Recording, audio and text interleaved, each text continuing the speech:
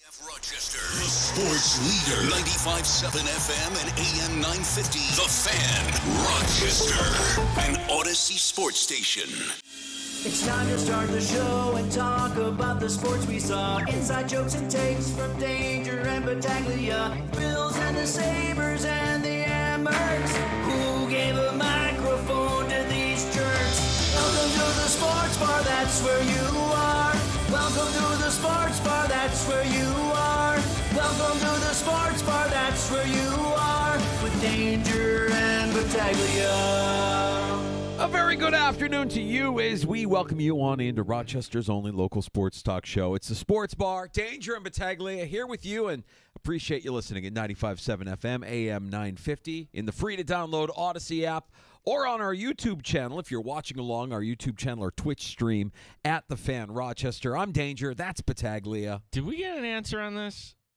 Like, why was Larry David at the wedding of Haley Steinfeld and Josh Allen? That's good. If the New York Post and others are reporting, yep, that's actually him, and you're thinking, well, she must have been a cameo in Curb, or their families must know one another. I can't figure this out. Did he think that did he misread the invitation thinking it was a Seinfeld and not a Steinfeld? To me, that feels like a real-life Curb episode where he just happens to be invited and he's playing golf and he's like, oh, hey, it's and whoever security sees Larry David and he just kind of want me. The Knicks were in Indiana, so he figured maybe go to California instead of Indiana to see the Knicks lose in Game 6. Maybe it is part of a scene for an upcoming season of Curb. I mean, it does have that kind of appeal where you or maybe she's got a gig that's connected to Larry David somehow that we don't know about, and that's coming up. And by the way, I'm getting married. Want to come? Sure. Yeah, it's funny. It wasn't the thing that I thought we would be talking about from the wedding. Like, I thought, okay, give me a viral video from the reception or somebody, Mr. Brightside, like we saw at Dawson Knox's wedding. It wasn't any of that. It was Larry frigging David with no real connection to Steinfeld or to Josh Allen. So we're left wondering, what was that? These photos you see too, right? They have to be drone footage, right? That there's no other way to explain, like, okay, there's no close-up. This wasn't officially released by her publicist or anything. I'm sure they're not happy that those photos got out, but happy for the couple here. Well, now I'm curious about more than just Larry David showing up. I'm curious about what their availability is. Like, is Josh Allen going to be at OTAs this week for the Bills? Yeah, why not? Right. I mean, like that. Yeah. That the idea that he was there last week, pretty much right up to his wedding day, right? Like, I'm going to get a couple days go golfing with the boys, and then we're going to tie the knot on Saturday. And then you come back and you're here for 2 weeks. Not even 2 weeks, Danger. Like, this is OTAs. Mandatory minicamp begins June 10th. You know the way that works. Probably McDermott, hey, every guys, Wednesday, Thursday, enjoy your summer. And he can go with her to Italy or Paris or wherever they plan their honeymoon. Right. Well, we'll have coverage of OTAs tomorrow when they get back underway and they're open to the media. And, of course, as we do every Tuesday, we'll have Matt Perino, our ears and eyes at Bill's Mandatory Minicamp, joining us tomorrow afternoon. Today, we're going to, turn a sharp eye towards what we now know is going to be the NBA Finals. The Knicks season comes to an end. The Indiana Pacers and the Oklahoma City Thunder in your NBA Finals. I'm going to ask you a question. Oh. And then we're guilty of this. What's more interesting to you, Danger?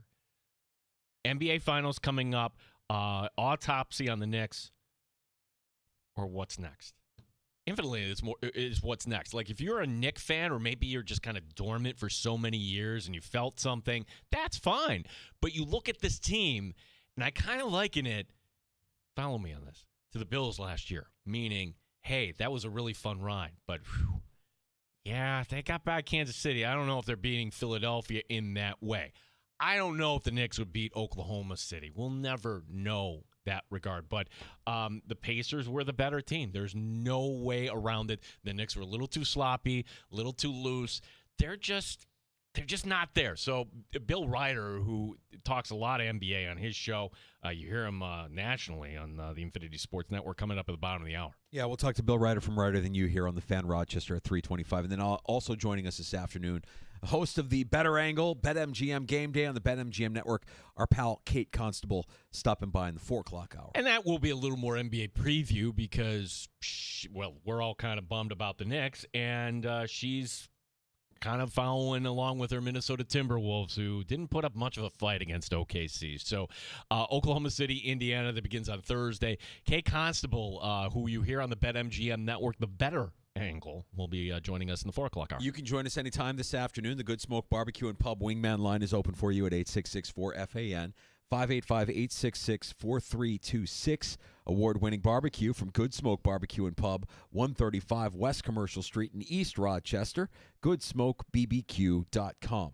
I think the Knicks need to look in the mirror more than anything. Look in the mirror at what you are and then decide what do you want to be, because you're a defensive-minded head coach, but you don't have a lot of great defenders. Cat does not defend. Brunson can't defend. He's just not big enough. So do you make a decision, move off of Cat, find somebody that will take Cat and bring in somebody who can give you what Cat gives you offensively, but also will play defense? Do you add depth because you need depth? You clearly you rotate these. You don't rotate your guys at all. You run these guys into the ground because you don't have that depth. I mean, like the Knicks shouldn't be surprised at the outcome. This is kind of what they are and what they have been. They just need a little bit more. The depth thing is concerning. Remember, they traded away a bunch of picks to get Bridges in the first place, your best defender. Do you make a run at Antetokounmpo? Yes. How? You don't have as much to offer. Like, would the Bucks be like, okay, we'll build the team around Karl Anthony Towns? No. I don't think they would say that. I don't. Yeah. I think the verdict is out. Karl Anthony Towns didn't play defense when he was in Minnesota. I mean, he's just not that guy. And we could talk more about his time in Minnesota with Kate Constable, who follows the Timberwolves closely. But, I mean, that's just who he is. And offensively, you can't complain because he was great offensively. But it didn't stop anything that Indiana threw their way. It's been a minute since we had Kate on the show, but when that trade happened, we were exchanging messages right away. I'm like, I hate this trade for next year. She's like, I hate it for the Timberwolves. So, hey, but this doesn't get to a Game 6 if it's not for Karl Anthony Towns. He single-handedly won them that game in Game 3, Danger. Sure. 20 points. Yeah. Offensively, you have nothing to complain about. Defensively, you can find a lot to complain about. You couldn't match the tempo of Indiana. And Brunson gets worn down. Yeah. It got a little sloppy there. Brunson can't defend. He just can't. He doesn't have the size, and he can't do it. Both of these players, Cat and Brunson, are magnificent offensively. You love what they do. My complaint on Brunson is I still haven't seen him elevate the play of those around him, but he's a killer offensively. Defensively, and Cat for the series, one block? I think for the entirety of the series, one. Come on. You're 7 feet tall. We need a little bit more defense out of Karl Anthony Towns if you want the Knicks. Well, if you're going to move one of the two. Oh, it's Cat. It's without question. Yeah, it's Cat. So there you go. We'll get more into the Knicks, what's next for the New York Knicks, because I think that is the answer. I think what's next is interesting. The autopsy, we can look at what this season was, and hey, it was a lot of fun. They are a fun team. At minimum, the Knicks are fun. I don't know that they're a championship team, but they are at minimum fun. It will be the example we'll give. Hey, can a team lose a best-of-7 in the first game? For the Knicks? Yeah. The answer is yes. When that unfolded the way it did, wow, and the best you could hope for was a split, and you didn't get that, it's over. It's your whole – okay, and teams, you may not realize this, they don't come back from 3-1. They just don't in the NBA for whatever reason. Hey, help me out with this. Because this was also in the aftermath of Game 6. I know that the NBA tonight guys are going to to ESPN. Like the whole crew is going to ESPN. But man, they made a big deal about this being the last TNT game. Are we that married to a network's coverage of a game because they're not going away, they're just going to be on a different network. They're going to be on ESPN. It's going to, boy, that is. I mean, it's unprecedented to have something like 1989. So I don't want to poo-poo the longevity of their run. They had the NBA had a great run on TNT, but man, the way they were saying goodbye with the emotion and the tears and everyone, like, you're not going away. We're going to see you on ESPN next year. I would think that a lot of the crew will be different. I would think that maybe the budget will be different. Like TNT, at least these guys are there and they're all kind of doing their thing. They had what made that show, one of the reasons, they had latitude. You could swear, they were just guys being guys, but all in a good natured thing. ESPN's a little more buttoned up, I would think. And ultimately, how is this going to play? Ultimately, when Chuck says something, is that going to cause a rift? I don't think long-term it works, Danger. So I understand why everybody was saying their goodbyes on Turner there. I think it will work, though. I don't know why. I mean, ESPN has McAfee. McAfee says and does whatever he wants as well. And like if we're worried that Chuck is going to be muted, you ain't muting Chuck. You're not going to mute Shaq. Those guys are still. They're the alphas on TNT. Who's the alpha on ESPN? It's Stephen A. Right. Well, these guys are going to just come in. They'll do their thing, and then they will step off. Yeah. Well, I just saw a lot of that, a lot of emotion around it. I'm like, I guess I understand the emotion of the NBA being on the same network since 1989, and that no longer being the case. But like, guys, you don't have to say goodbye. We're gonna see you next season. I'm wondering how NBC's going because, right, we didn't like the NHL on NBC. We really did. And then Amazon as well, right? I think Amazon's getting a piece of that as well. Yeah, the NBC feels like they pour some money into their NFL product, but they did nothing for their NHL product. That was rough. And you see Leah McHugh shift from NBC to Turner for their hockey package, and it's a lot better. Like Turner, to your point, spends a little bit more money. It looks like they invest a little bit more in their product as far as what they put out there for production.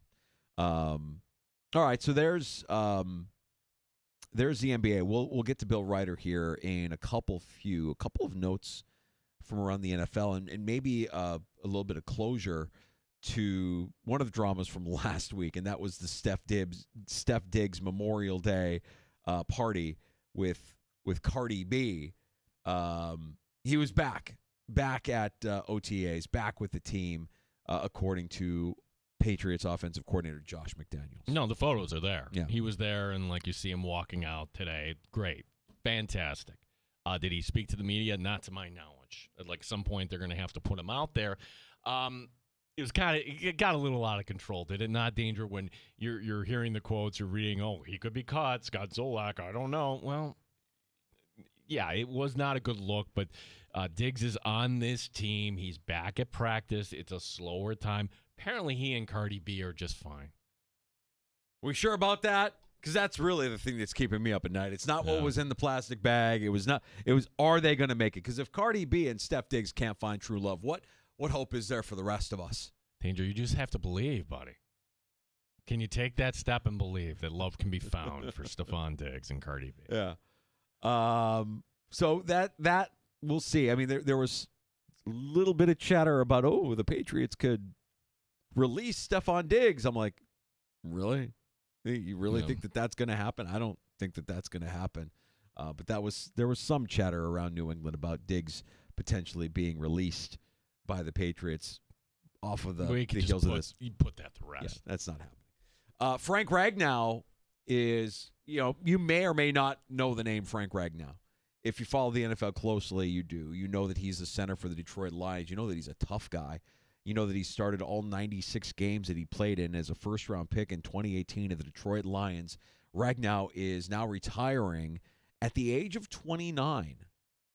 And his lengthy announcement on social media, makes it sound like this is more a physical thing than anything, that he wants to be healthy for his family, and that his body can't do anything. He's 29. Well, this isn't a new story, Danger, particularly around this time of year, because what these guys put themselves through, and I'm sure he's looking at the mountain you have to climb, training camp to week 1, and then everything else. Like, can you do it? And he made a decision. We saw, hey, you go from Division III football to starting on an offensive line for Tom Brady. Ellie Marpet made his money. He stepped aside. I don't know the details of his story, but I'm sure health concerns probably were a factor in that. And for Ragnow to do this now, and if you're a Lion fan upset, hey, he's doing this now. He's not doing this during training camp or week 1 or anything like that. He's giving you advance. I'm just wondering if this is going to be more of the story. In particular, you mentioned he's a first-round pick. These guys that are going to be coming into the NFL are going to be more wealthy than they've ever been with the NIL and everything else that they are making now in the college game. So could we see more retirements at 29? Sure. I think that's only the beginning here. Yeah, I guess Morse is the one that flew closest to the sun for us. If we kind of remember his time in Buffalo, we were all concerned about the risk of concussion. And it's done, right? He's not back with Jacksonville. No, he retired. Yeah. He's 33, so he would have been a Bill at 31, 32. Right. So that's a little, but he had the concussions. That was one of those. All right, when the Bills had to make moves, we all kind of understood it. I always liked Mitch Morse. Yeah, for sure. And like he provided a quality service at that time. We haven't seen this really in Western Europe, the premature retirement. Eric have Wood. we? Not by his decision. That was a medical decision. That was a medical decision. That was hey, your neck, you're done playing football. I'm sure if he kicked and screamed, maybe there would have been a team that would have found it. But, yeah, that was before his time, certainly. Somebody can help me out at 866-4326. Do we believe in the Madden curse in 2025, Gino? I hope not. Look, I'm not an Eagle fan. But I saw this video today come across my feed. I'm like, no, that can't be really Saquon jumping over a fake Jaguar defender. And the funny thing, Danger, when it comes to photo shoots like that, spoiler alert, when you see this, yeah, there's wires to Saquon Barkley, but it kind of made it look cool that he jumps up and then he's lifted up like. I thought they just took the still of that, but they're actually reenacting it for the cover shoot. That's what they did. Yeah. Oh wow. Oh, it'll come across your feed at some point. Yeah, Saquon Barkley will be featured on the cover of Madden 26. So I don't believe in curses, superstition, maybe a little bit, but the Madden curse, I'm not saying that that's a real thing anymore. I know for a while there you had a pretty strong case, but Saquon will be on the cover. Madden 26 is going to be released on August 14th. NCAA college football also coming out in July, and that'll be Bill Belichick on the cover with Jordan Hudson dressed as a mermaid. Bill Belichick on the beach catching a mermaid. I saw the things Thor Nystrom shared where it's not Bill Belichick. It's actually her wearing the headset and North Carolina gear. Hey, it was June 1st yesterday. Happy June, everybody. Yeah. And, okay, I love the updates.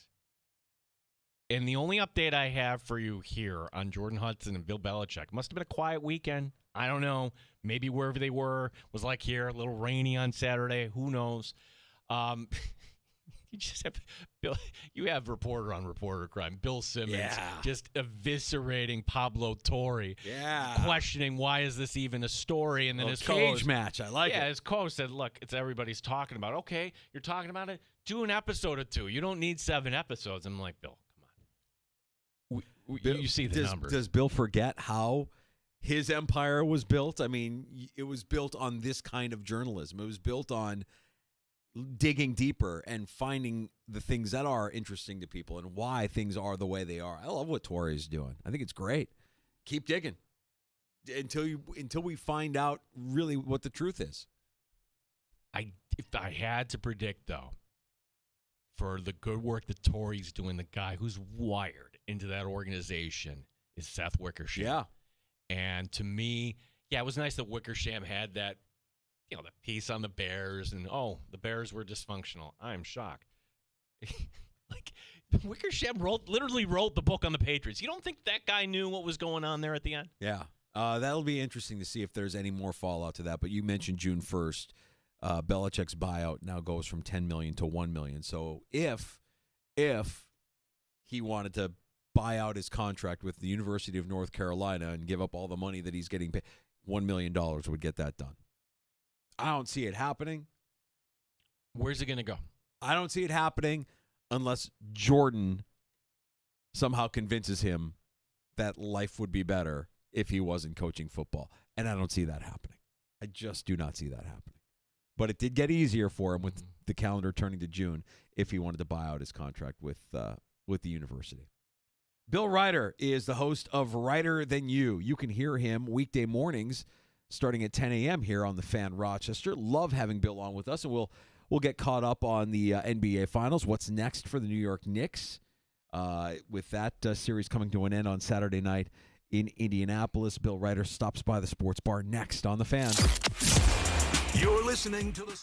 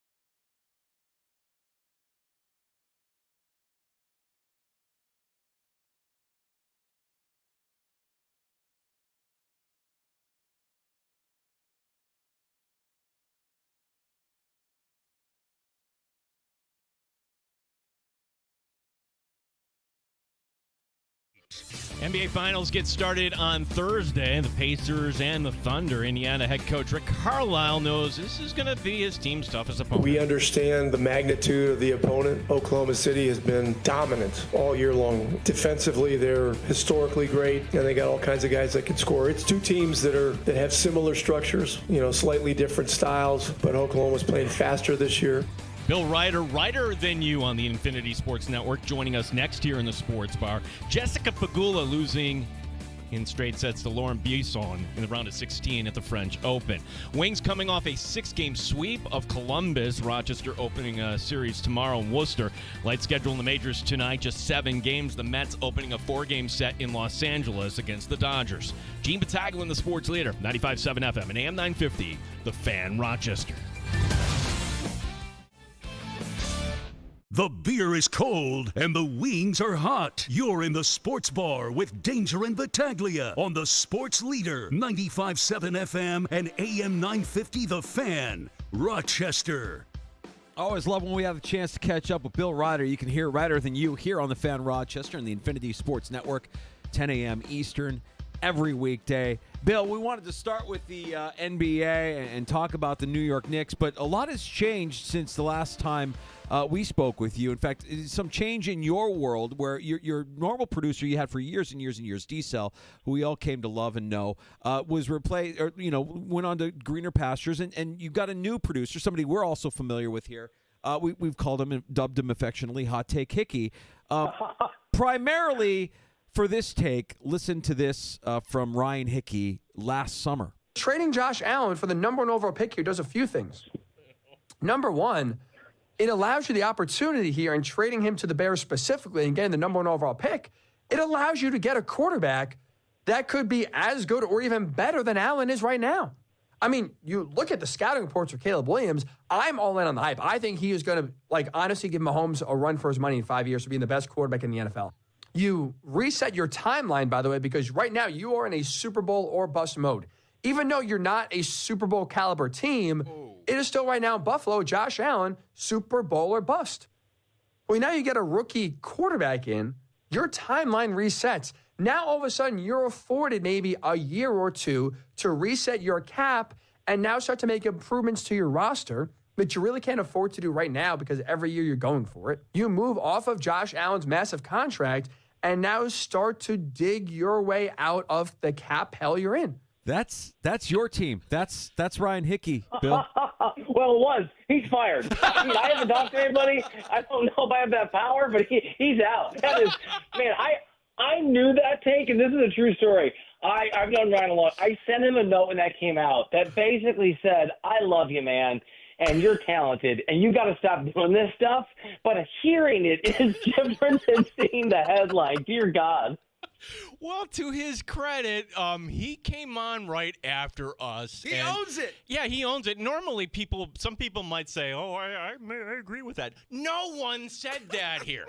And then on top of it, Josh Allen becomes the MVP. Yeah, no, it's one of the worst things I've ever heard in the English language, which is the only language I speak. But I mean, what the hell? All right, he's out. Good job. We'll have a new producer by tomorrow. Bill Ryder, Ryder Than You. You hear weekdays beginning at 10 here on The Fan. Bill, where do we go from here with the Knicks? I mean, to me, it seems like if they got by Indiana, it didn't seem like this was a team here.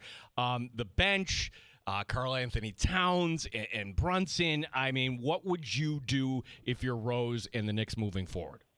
Yeah, it's a dilemma, right? And look, I think what Leon Rose, who runs basketball operations, has done for the Knicks is nothing short of utterly commendable.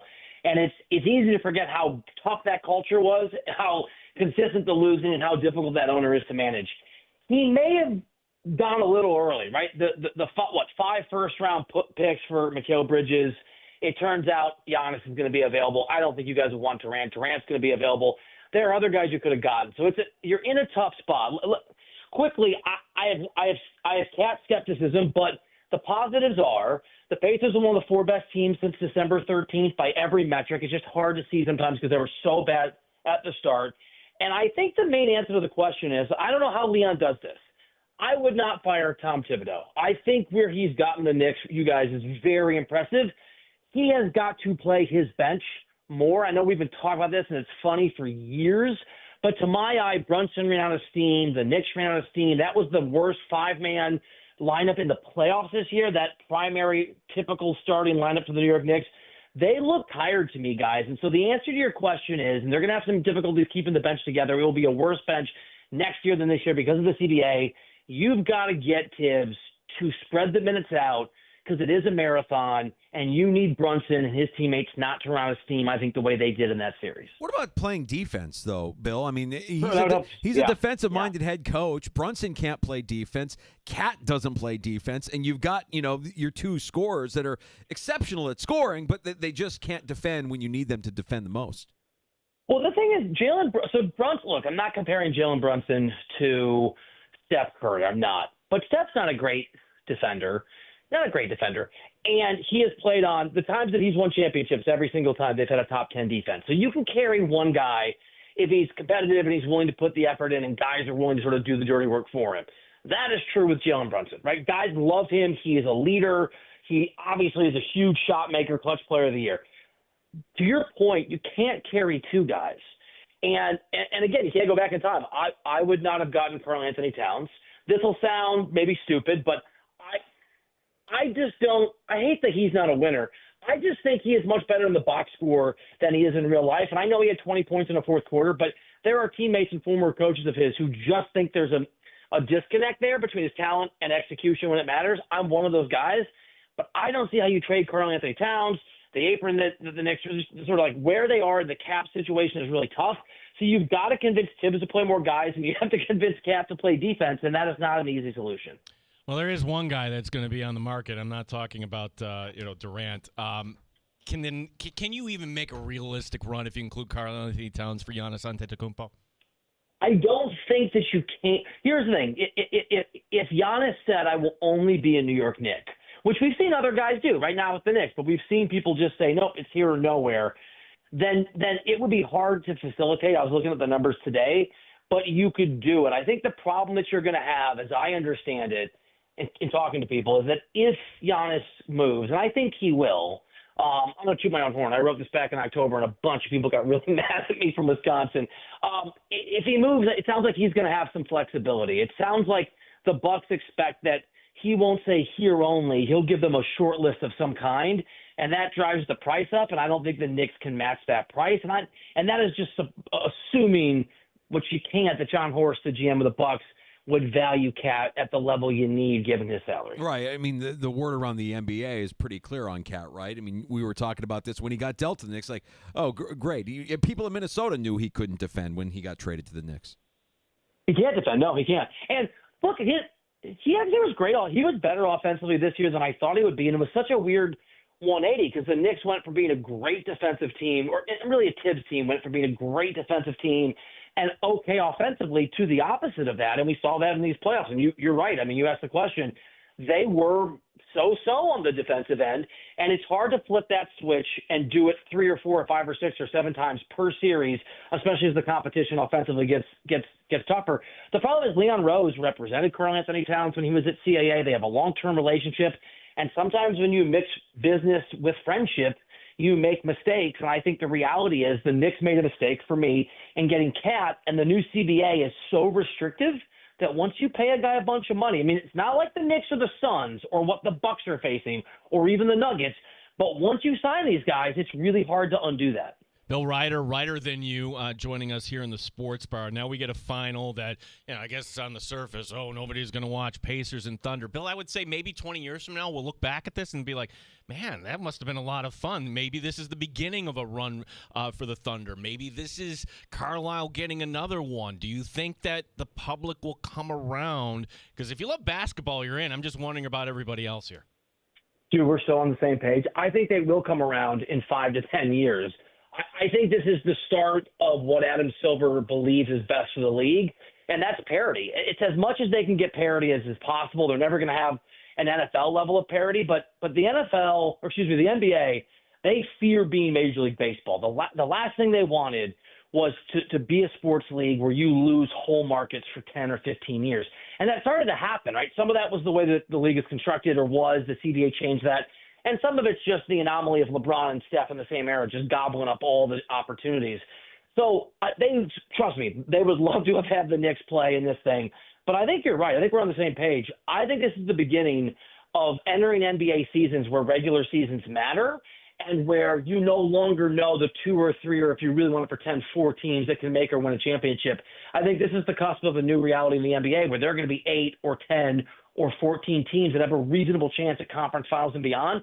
And that, I think, is really healthy for the sport, even if the ratings over the next couple of weeks, maybe this year, don't reflect that. What I love, Bill, is watching whether you're talking about the NBA, the NHL, the NFL postseason, inevitably killers emerge, and I want to watch killers on the court, on the field, on the rink, whatever it might be. Halliburton is a killer. Like, you just see that guy, like, oh, he is an absolute assassin. That guy is a killer. Does SGA have what it takes to match it? He's the MVP, and we know he's good, but do the Pacers have a little bit of an advantage knowing that they've got a killer playing for them? Yeah, it's a great question. I think SGA has more killer in him than Jason Tatum, and the Celtics were able to win last year, right? So I think the Pacers, I haven't done my predictions yet on the TV show I do at CBS Sports Network. I am leaning toward taking the Pacers. I haven't decided yet, but it's not 7-1 for me, which is what the Vegas odds are right now, for the reasons you're talking about.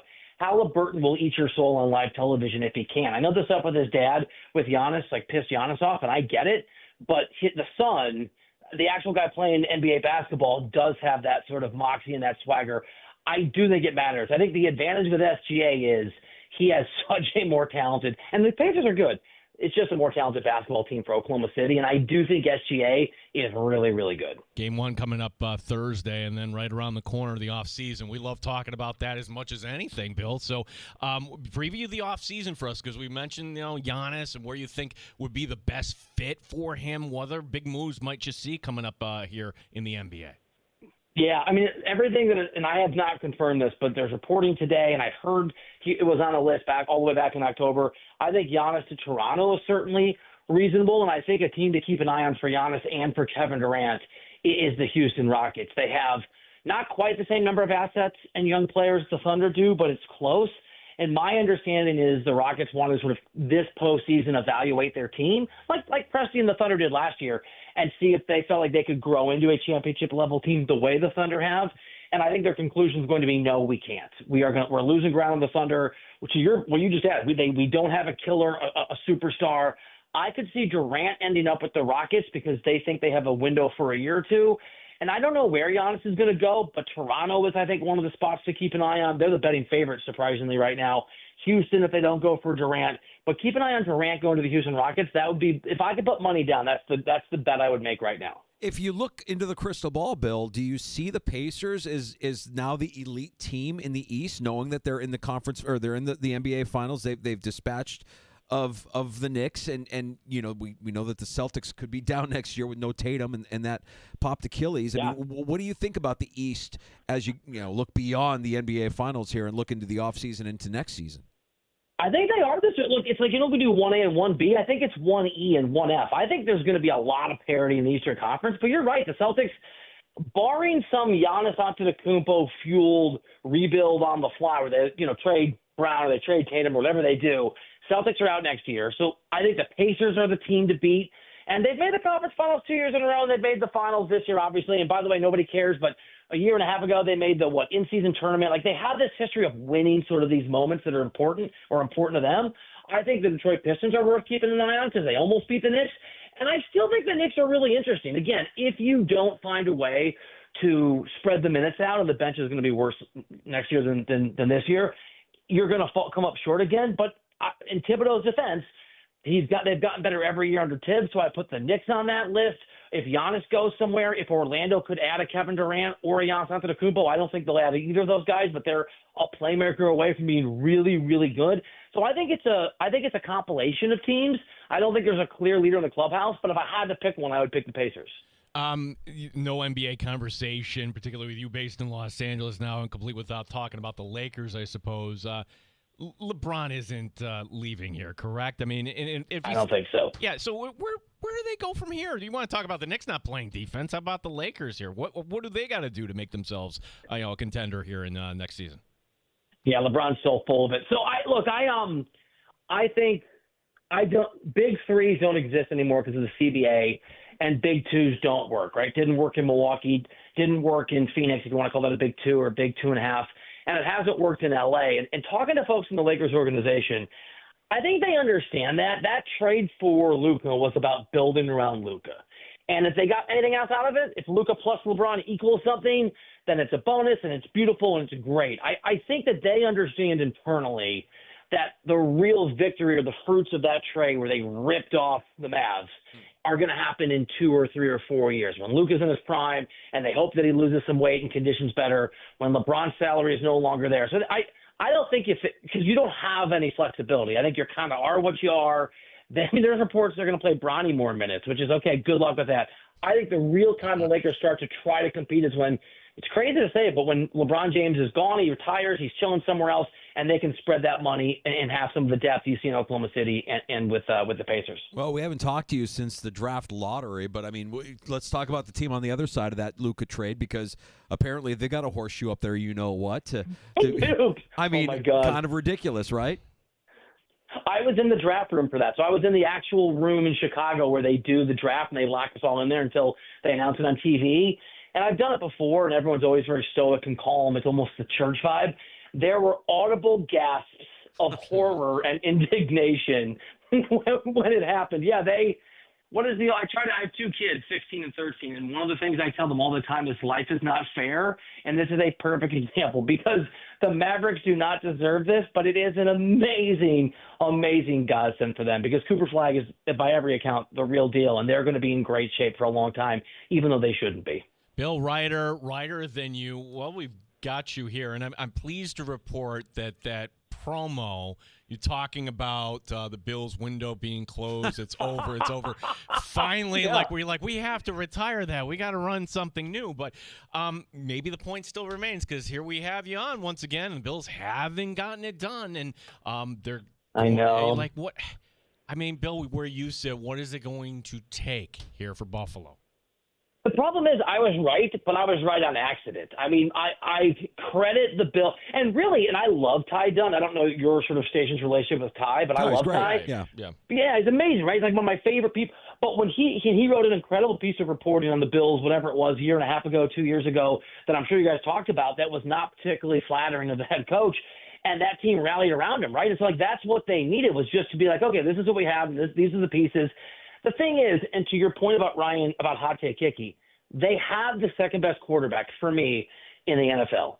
The problem is that it's just generationally unfair. I mean, Karl Malone was the second best player in the 90s. Doesn't matter. My kids don't even know who that guy is. And so I don't have a great answer to your question because even though the Chiefs didn't win the Super Bowl, they still made the Super Bowl. And the AFC is still very, very much blocked. So even though this is frustrating, it's keep on keeping on, hope guys stay healthy, especially on the defensive end, and try your darndest to get past the Chiefs one of these days. Because for my money, if Patrick Mahomes pulled an Andrew Luck and just wanted to go play baseball, the Bills dominate. They don't dominate the way the Chiefs are, but they are the team in the AFC that reap the biggest benefits, I think, over a 5 or 6 year timeline because of the guy that they have. But I don't think Mahomes is going that route. So it's hard to say what you do because I think you are the second best team in the AFC. You mentioned the guy that they have, and when we list, when we do blame assessment after a Bills loss, certainly against the Chiefs, it wasn't Josh Allen that was the guy that we were pointing fingers at. And we always kind of point fingers to the head coach. Are we watching the second coming of Marty Schottenheimer with Sean McDermott here in Buffalo? Oh my God, isn't that fun? And I knew Marty really well and loved Marty, and makes me feel bad that I'm going to have to crush his son every day as a Cowboys coach.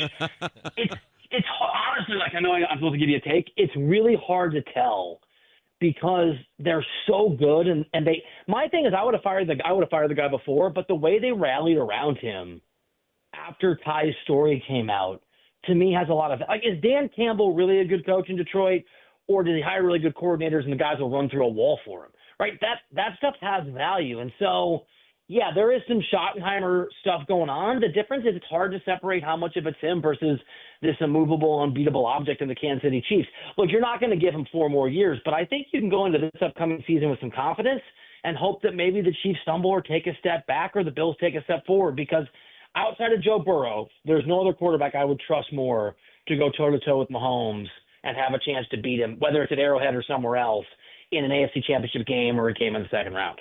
Bill, last one for me, sticking with the NFL, and Danger and I have made a bet. We bet a box of wine because we're the high stakes here for this. I'm not going to tell you who has which side here.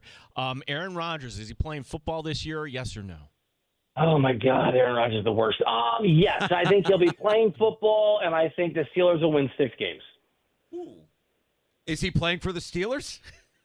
Yeah, man, if he's not playing for the Steelers, he's not playing football. I'll go yes. Okay. But I thought it was 90% 2 months ago, and now it feels like 60%. There's a part of me when you listen to the guy talk, and I know he's talking some. You're a Bears guy, so you heard him say what he said about Chicago, which is like, okay, oh, yeah. You got your jollies off. That's good, Aaron. Yes, you own Chicago. You're daddy. But the idea that, he's made his price known. He told McAfee that he's willing to play. We're guessing that he's got stuff going on that's keeping him away from Steelers OTAs, and that window is closing here. I think there's 10 days left before you get to any offseason work with that team, if that's the team he is going to sign with. I mean, by the time we get to the end of the summer, if he still hasn't signed, there's a part of me that's like, nah, he's just going to hang it up because he don't want to do it anymore. I hope you were right, and I would buy 100 boxes of box wine and give it to anyone you want to never have to speak about Aaron Rodgers again. But I think he's I think he's pretty self-indulgent. I think he thinks he has a lot to prove. But I hope you're right. Bill Ryder than you, 10 a.m. to noon here on the Fan, Rochester Eastern Time. Tell everybody about the show, and also Beyond the Arc here if everybody wants a little more NBA, Bill. Yeah, go check it out. And guys, thank you for having me on, because I now have to go find a new producer, and I didn't know how important that was until this radio hit. We have long memories, Bill. We have long memories. I get it. Be well, man. Thanks for the time, as always. Thanks, guys. You got it. There's Bill Ryder than you. Yeah, now produced by one of our favorites, Hot Take Hickey. That's done in jest. Oh, of course. Of course. We love Hickey. Like, it's a misguided take, though. Oh, no, I get where his guidance was. I get what he was thinking. He was thinking of the business element of it, the fact that the Bills were going to have to pour all this money into their quarterback, who at that time had not won an MVP and not gotten to the Super Bowl, right? Like, you've got these questions, and you could say, well, let's just reset it with a guy who could be the next coming of Josh Allen, and we could have that window of a quarterback on their rookie deal. I get where he was going with the take.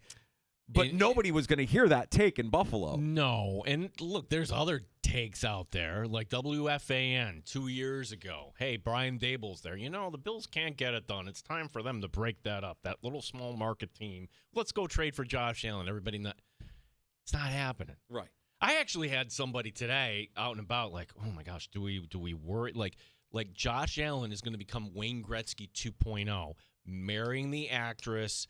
He's got the home in California. Should we be worried? I'm like, no, do not be worried about that. If he wins a Super Bowl here, I think it's fair game. Like, okay, if you want to do that, that's fine. You do whatever you want. Yeah. You give us one Super Bowl, you can write your ticket for whatever you want moving forward. But up until then, yeah, I mean, the only thing that I could think of that could potentially lead to what you're describing, what this person was describing to you, is we know how competitive he is, and you hear competitive athletes from time to time say, I need to be somewhere where I can get a championship. The money is the money. You're going to make it no matter what. You're Josh Allen, but I want to win a championship. And I don't see that happening in Buffalo. I don't see them as a team saying, we don't have the pieces around him, or we haven't fielded a competitive team around our superstar quarterback. That's not happening in Buffalo. I don't know if you got married in a Catholic church or not, but the executive producer and I did. In order to do that back then, I don't know if they still do this, they made you do something called pre-Cana. Oh, yeah, pre-Cana, yeah. Pre-Cana, where you're going to give up a Saturday. And, give up a Saturday, and basically it's these exercises that, okay, yes, we've talked about finances. Yes, we've talked about kids. And the point being, probably there's a lot of couples out there that did not talk about that. I'm going to assume that Josh Allen and Haley Steinfeld kind of have a map of where things are going, and I don't know. Do they want a family? And how does that family look? Is she willing to raise? So if you're projecting years down the road, Danger, yeah, it was great they got married on Saturday, but ultimately he's not ours forever and ever. Well, is there a better job in the future for Josh Allen?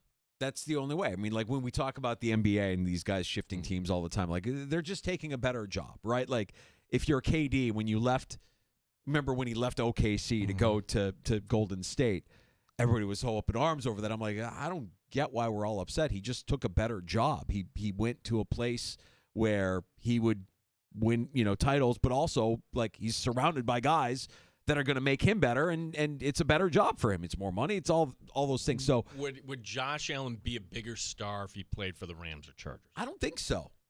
See, I think that would help her career, though. If they Her became, career I feel like her career is doing just fine. Oh, it's just doing fine, but it would take it to another level.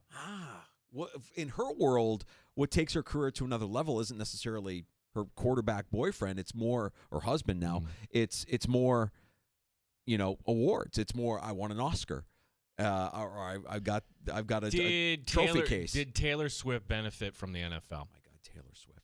Why did you bring her in? You know I've got a take holstered for Taylor Swift because there's some news on Taylor Swift that happened this weekend. It makes my blood boil.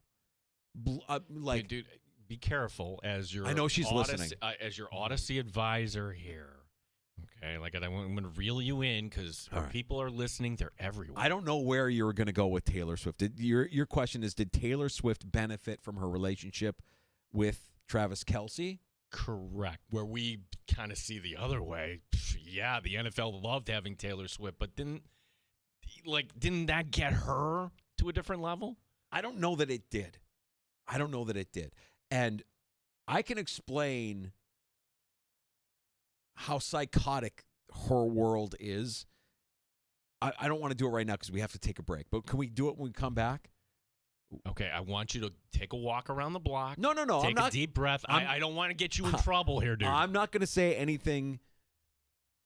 I'm not going to say anything that isn't already out there. I'm going to present some things that have happened here. Okay, that present facts. Yeah, Yep. and when I present them, I believe you're going to be left with like looking sideways, like I don't understand why the world of Swifties don't see what anybody else sees when it comes to it. But to answer your question, I don't know that the NFL really benefited her career.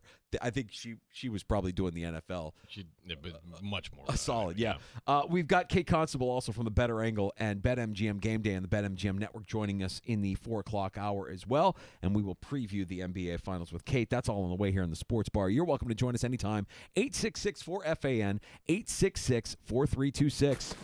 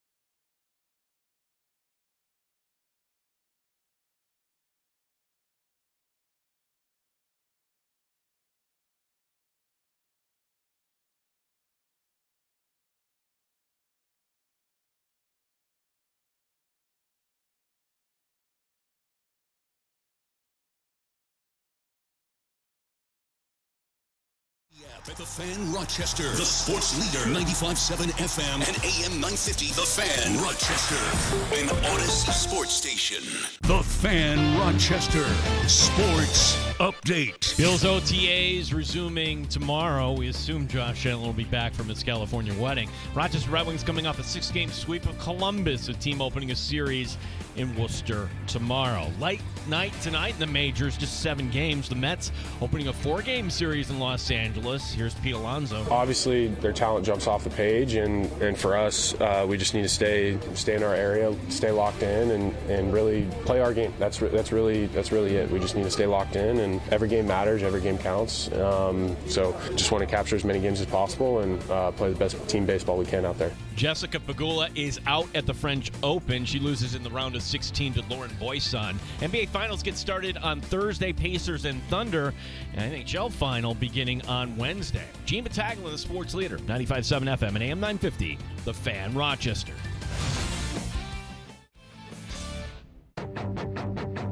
The Sports Bar with Danger and Battaglia. Josh Allen is a married man, got married to his fiancée Haley Steinfeld over the weekend out in California, so congrats to the newlyweds. So it's going to be Pacers and Oklahoma City Thunder in the NBA Finals. On the ice, the Stanley Cup Final, Jarmo Kekalainen. Mike Danger. I've got this giant albatross on my shoulder called Gene Battaglia. I can't match his level of work. Gene Battaglia. This is why I do believe the NFL playoffs are superior to everything. It's the fact that it's one and done. Make it 7 straight wins for the Rochester Red Wings. Dating back to May 4th, the Rockies and golfer Scotty Scheffler have the same amount of victories, 3. Sean Mellencamp, overrated. And Saquon Barkley is on the cover of Madden 26. Jordan Hudson could very easily be your next co-host on the Sports Bar with Danger and Battaglia. 95.7 FM and AM 950, The Fan, Rochester. Kind of excited that the calendar flipped to June because May was the coldest November I've ever lived through in my life. Went to the Red Wings game on Saturday against Columbus. I'm sorry, not the Red Wings, the Coco Locos. You got to get it right. On Thursdays, they can be the Plates. Yeah. And every so often, they can be the Coco Locos. Right. The Coco Locos were playing on Saturday night, and it was cold, man. It was frigid. If you were at the game, you know what I'm talking about. I think the wind chills were like in the 40s. I saw Mace. I saw Will. Mace is wearing his winter gear, his Red Wings winter gear. I'm like, this is crazy. What are we doing? Happy birthday to my buddy Joe, who they booked the perch, and we were all up there, and we're all watching the game. And I think I saw the Wings at their peak of ineptitude. Of long fly ball bounces off outfielder's glove over the fence. Ooh. Home run Columbus. I'm like, where's the yakety sax that's playing in my head? That's what I thought it was. And then turns out didn't matter. Wings come back and get the win, and they sweep Columbus. What is this team? Don't be going on a winning streak. I don't know you. Yeah, 6 games in a row there. Now. I have had such a weekend that makes me want another weekend because there's just so much going on. And this is something that crossed my feed, and when I saw it, I'm like, you've got to be kidding me. Like, how did people not see this scam coming? How did you fall for it? How did you fall for the Taylor Swift scam? Do explain. What is the Taylor Swift scam? Just basically liking her music? What? No, most of the Swifties remember there was a period of time where Taylor was very, very upset. She was upset because she didn't have the rights to her own music. Somebody from her record label partnered with a manager, this guy named Scooter Braun. I don't want to get too deep in the weeds on this. So this is how they got to, okay, I'm going to make money. Make sure you buy Taylor Swift, the Taylor version, something she like said, that. I'm going to re-record all of my music, and it's my music, so I'm going to re-record it, and it'll be my version. And those versions, they don't exist anymore because he owns them, and he's bad, and he's the mean man that took away my hard work. And so he has it, and I'm going to do my own versions, and you guys can enjoy my versions of these songs. Well, what happened late last week and into this weekend? She got them back. She bought them back. And the guy that bought them, Scooter Braun, he made out okay in the deal. I think he made $100 million in the deal. Not a bad little payday for a couple of years of owning the rights to her song. Now she actually has what she claimed she, what we were all feeling bad for because she didn't have it originally. She has the originals back. But what about all the people that actually invested in Taylor's version, these stripped down, less than ideal versions that were rushed to market that everybody bought it. She scammed you all. She completely scammed you all. So she gets royalties on both now. Yes. Yeah. Yes. Yeah. It's like the conversation you have with Ticketmaster. We talked about this last week with the Ticketmaster London. The servers have crashed and there's too many people waiting in line and the brokers are buying up all the tickets. Like, well, who's to say that the brokers aren't the Ticketmasters of the world? Like, they're just jacking up the price. We're all falling for the scam. So when I saw that news, I'm like, you've got to be kidding. But please make sure you keep your social media handle to say Taylor's version, because we're all in support of Taylor. I can't believe everybody fell for the scam. Could they have been in cahoots all along here, Nate? Yes! Like the other guy, yes! like, okay, I'm going to... Yes! Because why? Because he made $100 million and she made whatever she made by playing the role of victim. Oh, God feels sorry for me. They took my work. It's all gone. I'm going to get them. I'm going to show them. I'm going to make you buy my less polished versions of my songs and call them Taylor's. And y'all fell for the scam. She's a gangster. She's an absolute gangster. I'm going to say no more because I don't want to knock on my door. That blew me away. That everybody fell for it, and that there isn't more people being like, yeah, Taylor, you kind of screwed us on that. Like for my kid who wanted to buy your albums, all of your albums all over again. Why? What's the point? I guess if you just want to support her, you can support her, but please spare me I feel sorry for Taylor Swift. She's such a victim. She was if Taylor Swift is a victim, then it's a great day for victims everywhere. That's insane. Anyways, there's my Taylor Swift story. I think I might have solved the mystery here, or people are pointing out why was Larry David at the wedding of the century, Josh Allen and Haley Steinfeld. Well, remember Body by Jake? Body by Jake. Yes. That he's related to Haley Steinfeld. Okay, so I met him once. He was like the original investor that got the outdoor lacrosse league going and the old Rochester Rattlers. Like, nice guy and everything. But Jake Steinfeld is the uncle of Haley. Uncle Jake. Uncle Jake. Uncle Jake, I would imagine, is the intimidator in the family, too. Like, you do Haley wrong, you're going to have to deal with Uncle Jake. Well, turns out that Jake's brother, Peter, Haley's dad, is also a personal trainer, but not talking about selling, equipment, Nautilus sort of stuff. He is actually a trainer for the Stars. So if you want to have a personal trainer, Peter Seinfeld, one of his clients, is Larry David. Ah, okay. So Larry David is trained by Haley's dad. Got it. And probably Haley's dad wanted just to be like, this is my girl, and I'm going to have a little star power of my own. Let me invite. That's fine. I don't have a problem with it. They probably have a great relationship. And listen, if you're a Hollywood trainer, I mean, the work you do to get these stars in shape or out of shape for the roles that they have to play, it's remarkable what they can do. Now, if you're going to do another, Curb is done, right? He's not doing it anymore. I think it's done. But that would be like reenact the Curb scene where he stumbles into the wedding of Josh Allen and he's wearing jets or something like that. Yeah. Right. Or, so many great episodes of that guy where he just finds himself in these situations, and that's when you see Larry David haphazardly at a Josh Allen wedding, you have to go, like, why is he here? What is it? I'm glad somebody was able to connect those dots. Other than that, though, I thought we would have had a lot more photos. Everything leaks. Nothing. So good on you, Haley. That was pretty much locked down, other than whatever flew over there. I'm sure, there's a drone. Yep. Right. No, everything looked wonderful, looked lovely, and we don't have any reason to believe that Josh Allen won't be at OTAs that get underway again tomorrow. By the way, guess what? If he's not there, who cares? Right. As you may know, it's voluntary. These are the voluntary workouts, the voluntary portion of the off-season program.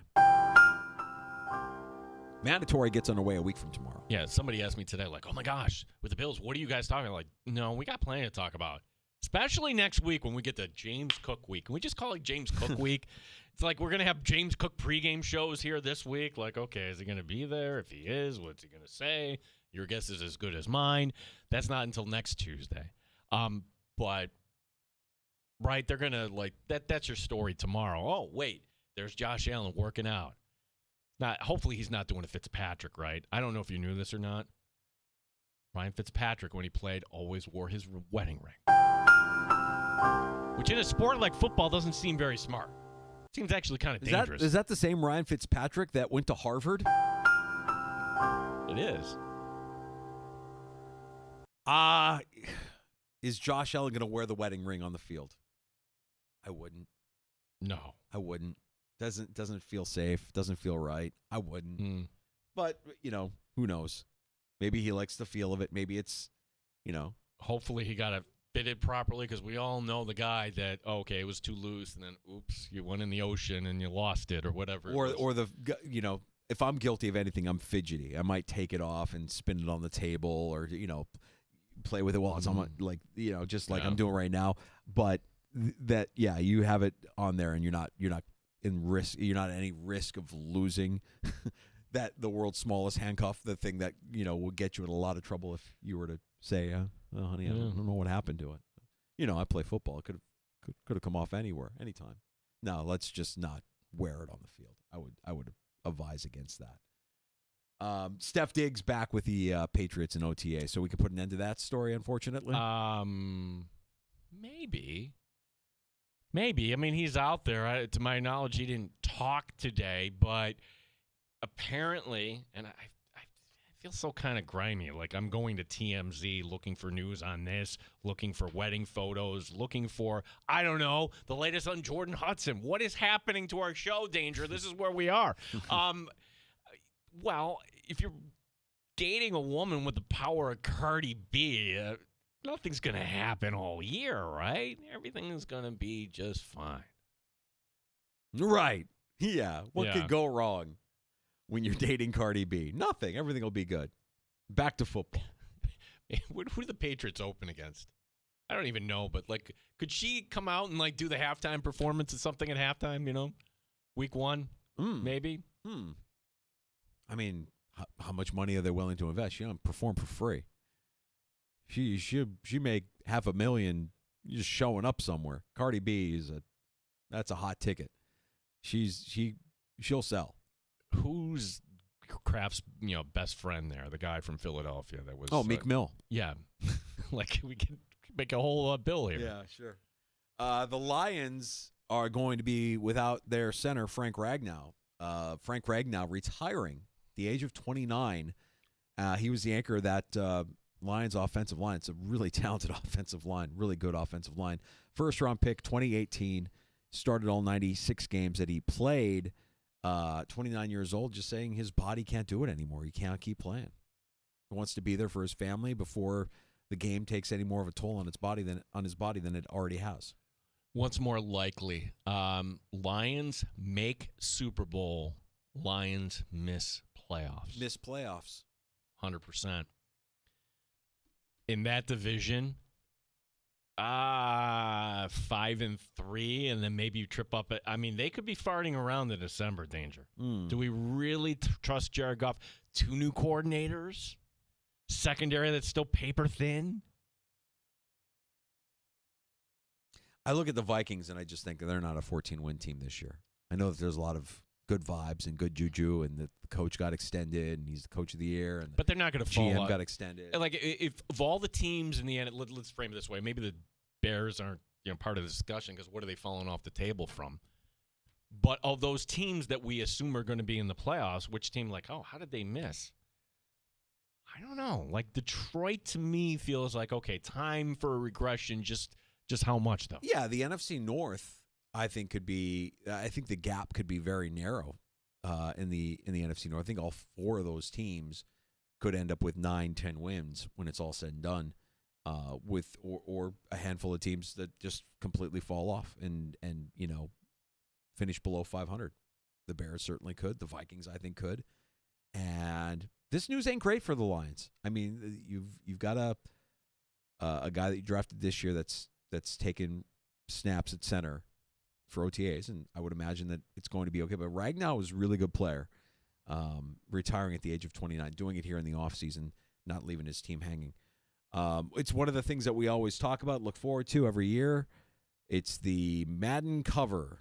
And this year, not a surprise, it'll be Sharkwan Sharkley featured on the cover of Madden 26.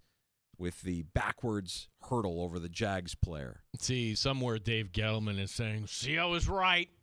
I was right. Yeah. I didn't trade him. Yeah. I saw that talent way back when, and I knew that was generational.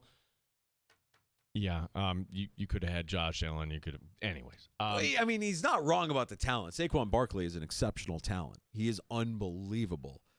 It just didn't work with the Giants. I mean, for reasons that are beyond both of their control. He was injured for a good chunk of his time with the Giants. Yeah, and this may come across your feed where they did a promotional shoot for the cover video, and in the promotional shoot, you're seeing this. And you're like, that has to be an illusion, right? It's a reenactment of a Jags defender, and he's making the tackle, and he goes low, which you should never do, by the way. And it's the reverse hurdle but wait a second, Saquon doesn't really have that much hops, and sure enough, then they show you the other one where you see actually the wires going down. Okay. And pulling them up there. All right. Madden 26 released August 14th. That'll hit. I would say it hits shelves, but I don't think anybody goes to buy video games anymore. You just download them. No. Well, are people more excited about that or the new college football coming up? College football was fun last year. I don't know. I'm curious to see what the reaction to college football 26 is based on the series coming back the way it did last year. It was a lot of fun. I famously took Florida State to a national title as their manager in franchise mode or career mode or whatever it is. I famously inserted myself into a family feud with you by telling your close relative, hey, you didn't do cheer. You know what my brother-in-law figured out, though, is it doesn't matter because when you actually play, because he had never played, when you actually play, and he got to play as Penn State, as his school, he actually, a guy who doesn't play video games, loved it. Completely forgot everything because he's like, oh, my God, this is the best. I love this. This is awesome. It's so much fun. Especially if you have a rooting interest and you're following a specific school. But on the fair side, like I haven't played in a few years. But then my son, who at the time was like 12 or 13, he bought Madden, and he could be the worst team in the league, Jacksonville at the time. And what did I was Green Bay. It was the only way I could have any hope of hanging with him, like having Rodgers and Devontae Adams and throwing it up. Yeah, it was our own little handicap there. Yeah, right. Yes, if you're gonna play in Madden and you know how the teams are rated, you know you're gonna play up against somebody skilled. Make sure that skilled person plays as Carolina. And also the Green Bay offense. At least I know this. There's nothing intricate. There's no motion. There's no this. It's just like their point, fire. That's it. Yeah. Playing some backyard football. Kate Constable, the Better Angle and BetMGM Game Day on the BetMGM Network. You hear Kate weekends. You hear Kate on the BetMGM Network. We'll talk some NBA Finals with her next on The Fan Rochester.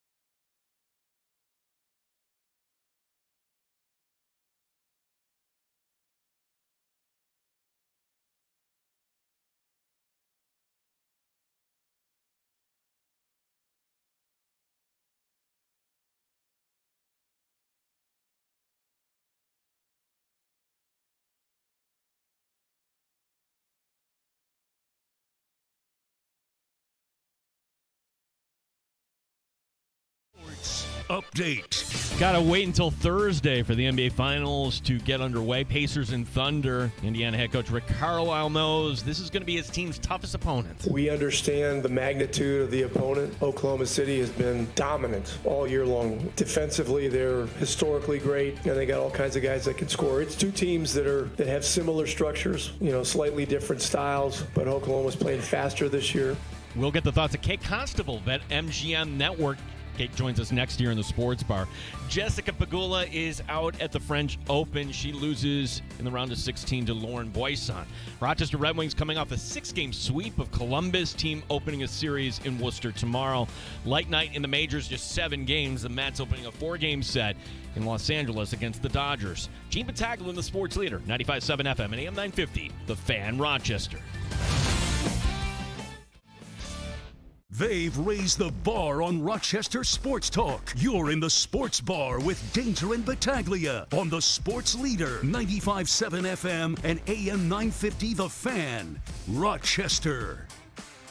She's one of our favorites, and you can hear her on the BetMGM Network, The Better Angle, BetMGM Game Day. Kate Constable, go with her time, joining us in the Sports Bar. And Kate, we wanted to have you on because we know you're a Timberwolves follower. You're a fan of the team. You've always kind of been our insight, given us insight into the Timberwolves. And, boy, them getting eliminated by OKC. And also the Knicks being eliminated by the Pacers and the Knicks with Cat, who you're familiar with from his time with Minnesota. We just thought, let's have Kate on to give us a little preview here of the NBA Finals. Good to have you on with us, Kate.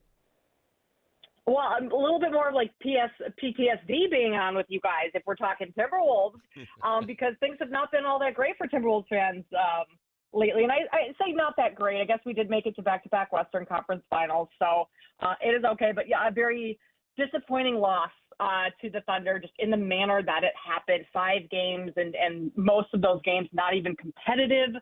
But I like what we're building in Minnesota. I say we, like I'm a part of it. I have nothing to do with it. But it is fun to, after, 15 years of just losing constantly and never making it even to the playoffs, back-to-back Western Conference Finals is something to feel good about for sure. Oh, yeah. We lived through 17 straight years of non-playoff football in Buffalo, Kate. So, it's fine. You welcome to. You guys know the drill. Yeah, and I was mentioning earlier, this was fun. Last off season, when the Minnesota Knicks trade happened, I remember just shooting him out. I don't like this trade, and you're like, I don't like it either. Now that we're fully removed and both teams ended up in the same spot, who actually won the trade there? I think Minnesota did. And I was not high on this trade when it first started. Julius Randle was great for Minnesota for maybe a fourth of the season, but in the most important times other than a couple games in the Western Conference Finals. So I think once he finally got integrated into the system and DiVincenzo, once they got more comfortable there, I think those two being within Minnesota's roster and the construction of that proved to be the better end of that trade, just because what we saw with the Knicks, especially in the East Finals against the Pacers, is that having Brunson and Towns on the floor together is a defensive liability, and they can be targeted in the pick and roll, and that's what Indiana did with them a lot. So I think Minnesota, now that it's all said and done and the dust has settled, has got the better deal of it. But it's just, what do you do with Julius Randle when he goes the ghost throughout one series or half of a series? You just can't really have that. So it'll be interesting to see. Minnesota has some decisions to make roster-wise this offseason. I mean, they'll have Naz Reid that's coming up as a free agent, Nickeil Alexander-Walker, Julius Randle. So it'll be interesting to see what they do. But in terms of that just trade itself, I think Minnesota ended up getting the better end of that deal. So, okay, talk to us about the Knicks side of that deal, because, it's not like the Knicks didn't know that Cat could be a defensive liability. I mean, you had to bring in Rudy Gobert into Minnesota because Cat couldn't play defense. So is that the pathway for the Knicks, or do you think Thibodeau has a belief that he can get Cat to D up for the first time in his career moving forward here with the Knicks? What do you think is next for New York? I think that Tibbs believes that he can get Cat to play the defense that's needed. And for this New York team, this roster, yeah, they traded a ton to get Mikal Bridges. And, was he awesome at times? Yeah. Was he not at times? And you wish you got more out of him for what you paid in 5 first-round picks? Yes, but it still was the first year that all these guys have been together on that roster. And we did see Tibbs going a little bit to his bench in that last series. So maybe he adjusts as a head coach. And, I guess that's a guy who hasn't adjusted a whole lot as a head coach and is very set in his ways and how he plays his players. But maybe they bring in someone that can provide some more of that defense, and then you're not playing Cat quite as many minutes or as heavy. And just adding someone into the rotation that maybe you could mix up that starting lineup with throughout the game. Not saying that Cat's not going to be a starter. I mean, you paid him how much? Of course, he's going to be logging plenty of minutes every game. But I feel like there are ways that they can kind of tweak that lineup a little bit where he can be someone that they can rely on because offensively, when he is on, he's phenomenal, and his ability to stretch the floor and shoot the threes, I mean, that just opens so many things up, but they need stuff from other players as well. Josh Hart being someone who kind of disappeared a little bit, at least shooting, especially from deep. So when you have someone like Cat that's stretching the floor, you got to make sure all those other guys are also playing at their best. But I think Tibbs believes that he can get the most out of Karl Anthony Towns. And I know Towns loves playing for Tibbs, played for him, I believe, in Minnesota a year, if I have that timeline right. So those two enjoy being together, that I think they will continue to try and make it work at least for another year. Kate Constable is the host of the Better Angle, and also BetMGM Game Day, BetMGM Network. So, Kate, I think this final may be, the general public will like, oh, I'm not tuning in. But, I mean, if you love basketball, maybe even if you're a Knicks fan, you're going to come around to this, I think, that you might see some great basketball. So what are your initial thoughts here? Pacers and Thunder, and since you're our betting expert, what can we play here, in terms of, getting online and having a little extra fun? Yeah, I've been looking at series prices and all the various different props for this series all morning, and there are a lot of different ways to attack this. I think it's going to be a fun series because of how these two teams play with the pace that they play at. So you're not going to get a 90s style game where the scoring is in the, high 80s, low 90s type of thing. This is going to be an up and down, plenty of action, lots of scoring, which makes it fun as a fan, as a viewer. However, I think it's going to be a fairly quick series. I would not be shocked if the Thunder won it in 5 games, a 4-1 series win. You can get that at a decent price, plus sitting around plus 250 at various places.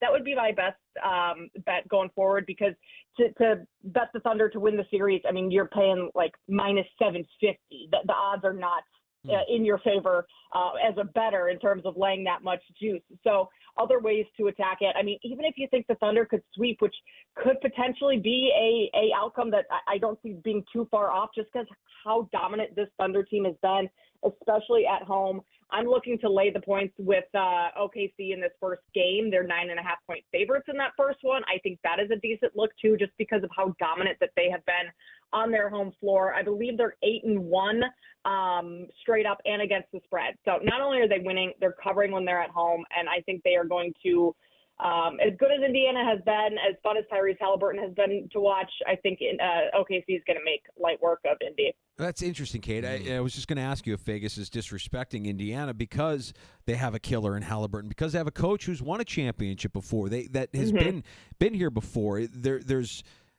no disrespect by Vegas there that Indiana could be coming in playing really, really hot the way they've been playing down the stretch here and could give OKC a series?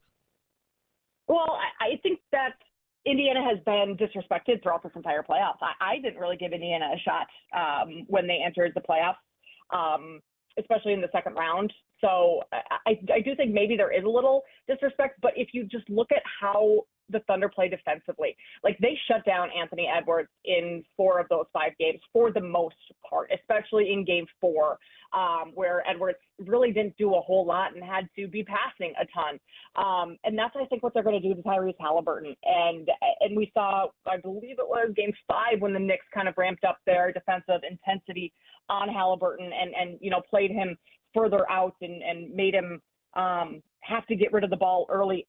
That's OKC's MO. They're going to do that for 48 minutes for 4, 5, 6 games, whatever that is. And that's why I think it's going to be tough for Indiana to have the type of success that we've seen from them in previous series, just because everything kind of runs through Tyrese Halliburton. And if you take him out of the game, yeah, they have Pascal Siakam. They have some great role players, but is that enough to beat one of the best teams that we've seen in a very long time? And the Thunder, their odds to win the series is the second highest or lowest. I don't know how people tend to say that, but the minus 770, 750, whatever that is, only one other team has ever been favored by more in a finals series. So that just says a ton right there. Yeah. I mean, what's a safer bet? Betting the Thunder, Kate, or betting against the Colorado Rockies these days? Honestly, it's kind of a toss-up because the Rockies have not been all that great either. They're usually one of my, if I ever do like a little parlay for fun one night, you just throw in the opponent of the Rockies, the opponent of the White Sox, and typically you're good to go. Kate, what else are you covering that we can look forward to here with the BetMGM network? Yeah, we're going to start diving into football. Of course, it's right around the corner. So a lot of football preview for various divisions, teams, win totals, all of that stuff. That'll kind of start and throughout the summer once we wrap up the NBA Finals. I also do a ton of WNBA. So if there are any WNBA fans or bettors out there, give me a follow because I put out some WNBA picks every once in a while. Yeah, I mean, we'll kind of get into that as we go along. Kate, I got to sneak one in, too, about the NBA because I think it's kind of crazy how the offseason comes up right against the end of the season. We don't have a chance to catch our breath. And we're already kind of moved on here, but whether it's Giannis, whether it's something else, what do we expect come July here in terms of movement in the NBA?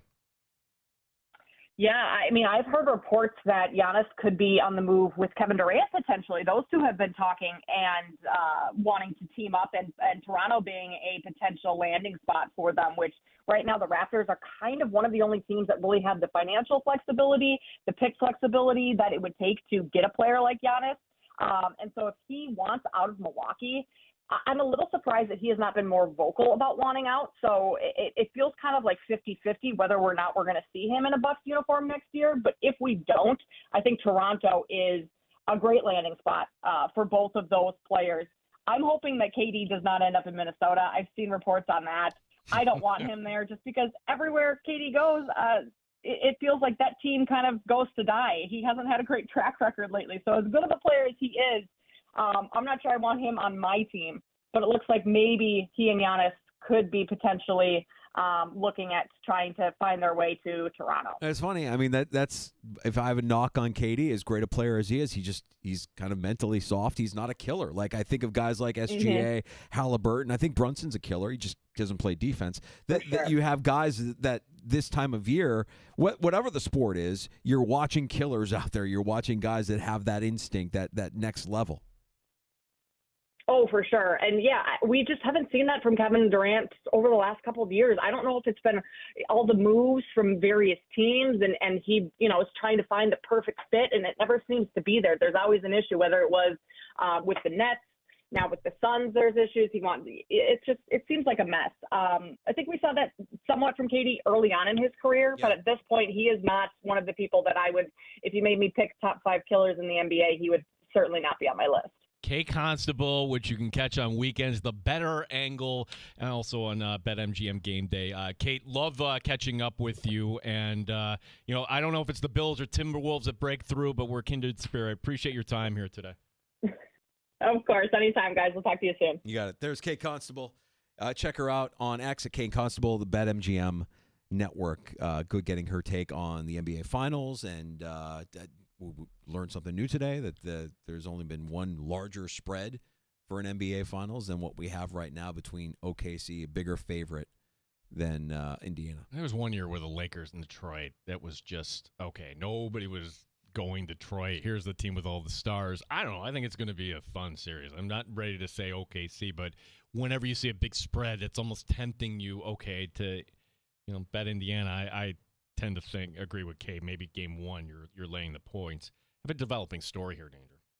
Not breaking news, but a developing story? Yeah, because breaking news means it's from the outside. This is coming from within. What person is requesting audio from today's show? Oh, God. Taylor Swift was listening? No. Oh. No. Wasn't Taylor Swift. I mean, I have my wasn't her passport. people. I have my passport. I'm ready to go. If I need to leave the country, I can leave in a moment's notice. Okay. If she's after me, I can be gone. So your upcoming trip has I could be vapor. Nothing to do with Taylor Swift. I could be vapor. I could disappear. If I need to disappear, I can. It's not Taylor Swift? No. Okay. Thank goodness. Ryan Hot Take Hickey is asking. That's correct, yeah. He's been fired by his boss, Bill Ryder, and he's wondering what exactly we did. At least Ryder was familiar with the take. Yeah. No, it's a great. I mean, here in the sports bar, we never hold on to receipts. We Never. have long memories. Long memories. Okay, we'll talk a little bit about that coming up here. Recap our conversation from earlier with Bill Ryder from Ryder Than You. We got happy hour coming up as well. You can join us at 866-4FAN, 866-4326.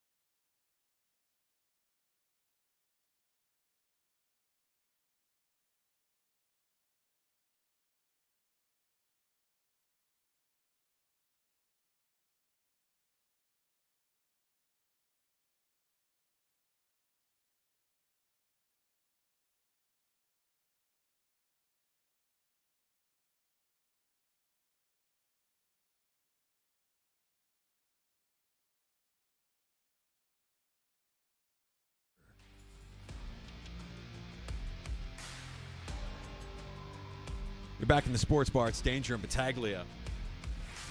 Talking some NBA Finals this afternoon. It's good to have Kate Constable from the Better Angle on the BetMGM Network on with us just a few minutes ago. Bill Reiter, who you hear on Reiter Than You every weekday starting at 10 here on the Fan Rochester and the Infinity Sports Network, joining us. Now, Bill has a new producer on his show, somebody that's, I would say, a friend of the show. We've had Ryan Hickey on, Hick at Night, weekends on the Infinity Sports Network, but also the author of one of the worst takes in the history of the sports bar. The Bills should trade Josh Allen take, which we reminded Bill of when he joined us earlier, and Bill promptly has fired his producer, Ryan Hickey. So that's good that he's requested audio of today's show. I've got a feeling that might come up in tomorrow's show. Yeah. If you're listening to Reiter Than You tomorrow morning, starting at 10, right after Maggie and Perloff, you'll probably hear a callback to Bill's appearance here in the sports bar earlier this afternoon, where we reminded him that his producer has one of the worst takes of all time. The video, Stephon Diggs back in Foxborough today, and Diggs had one line for reporters today as he was jogging out to the field, waving at them. Nice to see you all. Yeah, he's fine. I think that Diggs is at this point, I mean, he's always been savvy. He'll at some point get in front of the media again and smooth everything over. He has a charm about him. He's a fox. He has a charisma about him. He is sly. He knows what he's doing. He may not like him on the field, and certainly, it's a divisive topic as we look back. And in the end, guess what's going to happen in New England? They'll get rid of him too. But short term, enjoy it. I might be in the minority, but I choose to view him through the lens of he's one of the best Bills wide receivers that we've ever seen. The time that he had with Josh Allen was explosive. He was fantastic. I'm not going to continue to say he made Josh Allen what he is, because Josh Allen has proven that he can be an MVP without Stephon Diggs, but he certainly helped ease Josh Allen into the position that he's in right now by being as spectacular as he was while he was in Buffalo. Andre Reed is the greatest receiver in Bills I agree. history. Like Andre Reed, but in terms of burning brightly for 4 years, okay, Diggs. like Eric Moulds, no. Moulds was kind of like the PS, the postscript to Andre Reed's career. Right, and Moulds, like Allen, people talk Flutie. No, it was Moulds. Moulds did that. Moulds was a beast. Moulds was one of the top, but that ended real quickly, and there wasn't really anything after Buffalo. Right. Who are you taking after that? I mean, Peerless Price, Josh Reed, Lee Evans. Oh, no. Stevie Johnson? It's Stevie Johnson, right? I mean, who could even come close to what Moulds was from that gap you have between Moulds and Diggs being here? Was there a wide receiver with the Buffalo Bills in recent history that you could be like, oh, yeah, that guy, he was bright for a moment of time? Peerless Price for like 9 games with Drew Bledsoe. Yeah. That 1 year. Okay. Not Josh Reed. Lee Evans. Stevie? Funny. Like, he's the answer to a trivia question. He was the first guy in Bills history as a wide receiver to have back-to-back 1,000-yard seasons. We never did it, but it was a different game back then. Mm-hmm. You had the K gun. So Stevie was a stat compiler, certainly. Yeah, but the thing is, gosh, I hate bringing up the Hall of Fame because it's kind of a baseball writer thing. But is Diggs a Hall of Famer?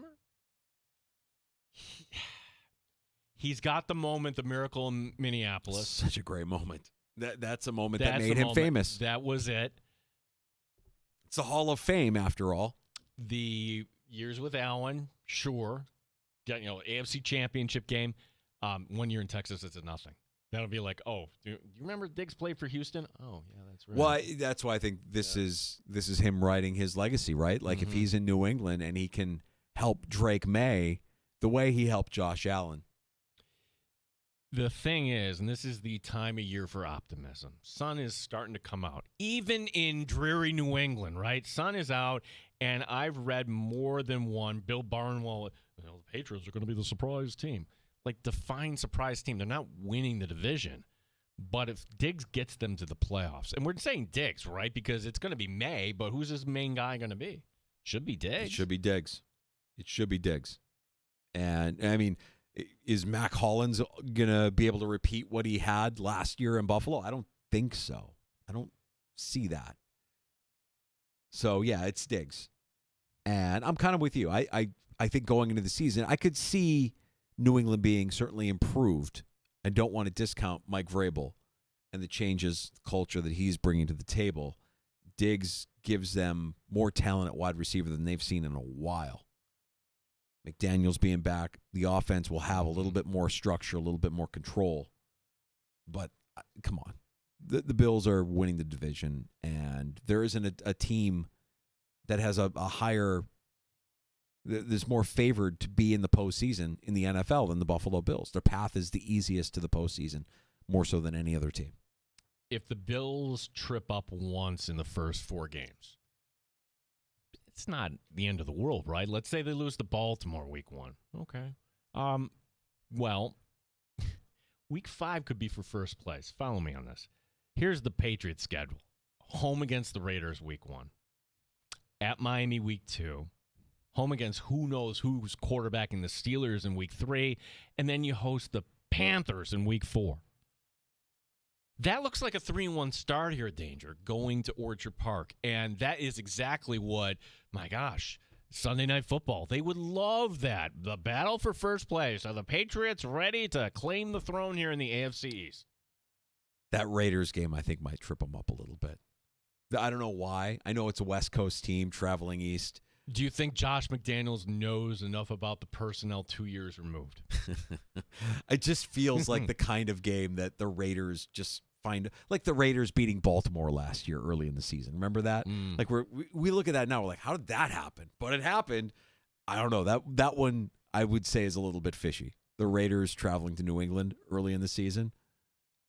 Aaron Rodgers and the Steelers week 3. By the way, Bill Ryder, like, don't even ask him that question. I don't care. Like. He and I park our cars in the same garage. Both hate Aaron Rodgers. Don't want to talk about him. Steelers. Yeah. Oh, by the way, after the Bills, the Patriots then get the Saints, the Titans, the Browns, the Falcons. That's an easy schedule, man. It's easy. But so is the Bills' schedule. I mean, the Bills' schedule lines up pretty cushy as well. Yeah, you're right. It could be a game for first place there. What is that, week 5 you said? Week 5. Yeah. Well, Diggs back. Josh McDaniels confirming pictures. Diggs walking by reporters, as you mentioned. So back at OTAs. Bills get their OTAs back on their way tomorrow. Media availability, so it will be open. So we hear from the coordinators tomorrow. I want to hear from on the defense there. How are you going to figure out who's who when you got 2 suspensions coming up? Bobby Babbage, that's like you're trying to figure out a roster at the end of this. How do you put that all together? And word out of OTAs is that Cole Bishop is a starting safety. That it is Bishop and it is Rapp. So we'll learn more about that when we hear from the coordinators. And Matt Perino, who covers the Bills for the Syracuse Post-Standard, will be our guest tomorrow afternoon at 3:25. Is our 4:25 confirmed for tomorrow? Yeah, Matthew Fairburn will be coming in. Very good. Not a Friday. If you were with us Fairburn Friday. Way back in the day. But you know what? We bumped him up to Tuesday just because he's got a good piece there. Yeah, anytime we could talk about Terry Pagula, Sabres, dysfunction. It's fast food. We love it. Yeah. Well, I mean, they snuck that hiring in on a Friday where nobody was paying attention. We might have a new GM at some point here with the Buffalo Sabres with the hiring of Kekalainen. We're going to take a break here. Come back with Happy Hour next in the Sports Bar. Danger and Battaglia. We're glad you're with us. You can join us at 866-4FAN. 866-4326. Josh Allen gets married, but there's a surprise guest in the... Why is Larry David at Josh Allen's wedding? We figured this out. We'll get into that and more next, and your calls as well on The Fan.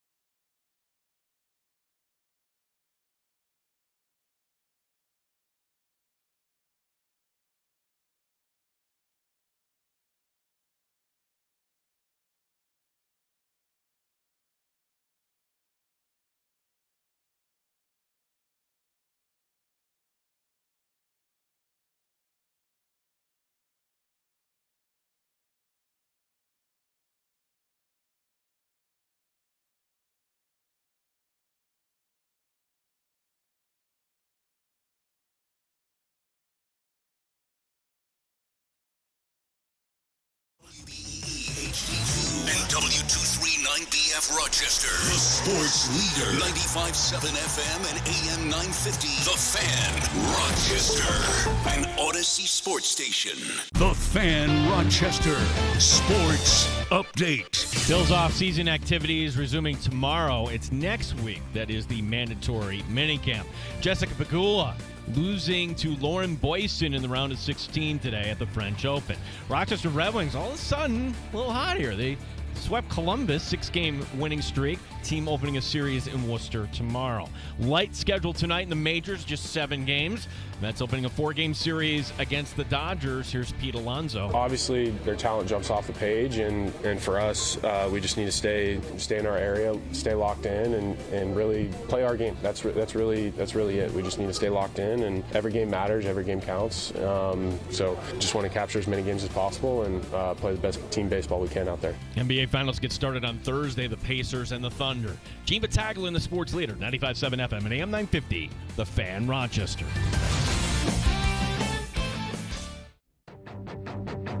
The Sports Bar with Danger and Battaglia. Josh Allen is a married man, got married to his fiancée Haley Steinfeld over the weekend out in California, so congrats to the newlyweds. So it's going to be Pacers and Oklahoma City Thunder in the NBA Finals. On the ice, the Stanley Cup Final, Jarmo Kekalainen. Mike Danger. I've got this giant albatross on my shoulder called Gene Battaglia. I can't match his level of work. Gene Battaglia. This is why I do believe the NFL playoffs are superior to everything. It's the fact that it's one and done. Make it 7 straight wins for the Rochester Red Wings.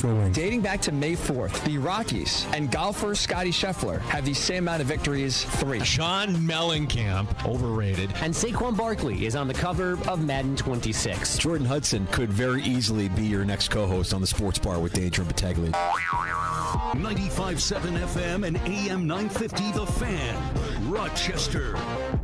Happy hour in the Sports Bar. It's Danger and Battaglia. Glad you're with us. Thanks for listening at 95.7 FM, AM 950. Watching along on our YouTube channel and our Twitch stream at The Fan Rochester. Like and subscribe while you're there. Fun afternoon with Bill Ryder from Ryder Than You joining us earlier. And Kate Constable from BetMGM Network, who stopped by the Sports Bar last hour. We've spent plenty of time talking about what we now know about the NBA Finals.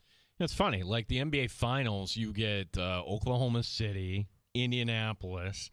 Let's throw in Edmonton, and I guess Miami's still kind of a big-ish market. But in this day and age of, hey, you need the big markets to succeed, don't complain about small markets not doing anything. Everything's just fine here. Yeah, last time I checked, Buffalo's a small market. Yeah, Green Bay is a small market. But if the team is compelling, it still draws eyeballs, right? And we talked a big game. I was, oh, God, if it's OKC, Indiana, am I going to pay attention? I'm going to watch. We're going to pay attention. We're going to watch. Well, that was surface level. I mean, I'll admit, like, not digging enough. But then if you're just kind of looking at the basketball here, why wouldn't you? Like, this could be the start of a dynasty in Oklahoma City. Or you could look at, as you call him, a cleaner, one of the greatest cleaners of all time. If Halliburton can go in there and take this by himself, okay, what seed were they?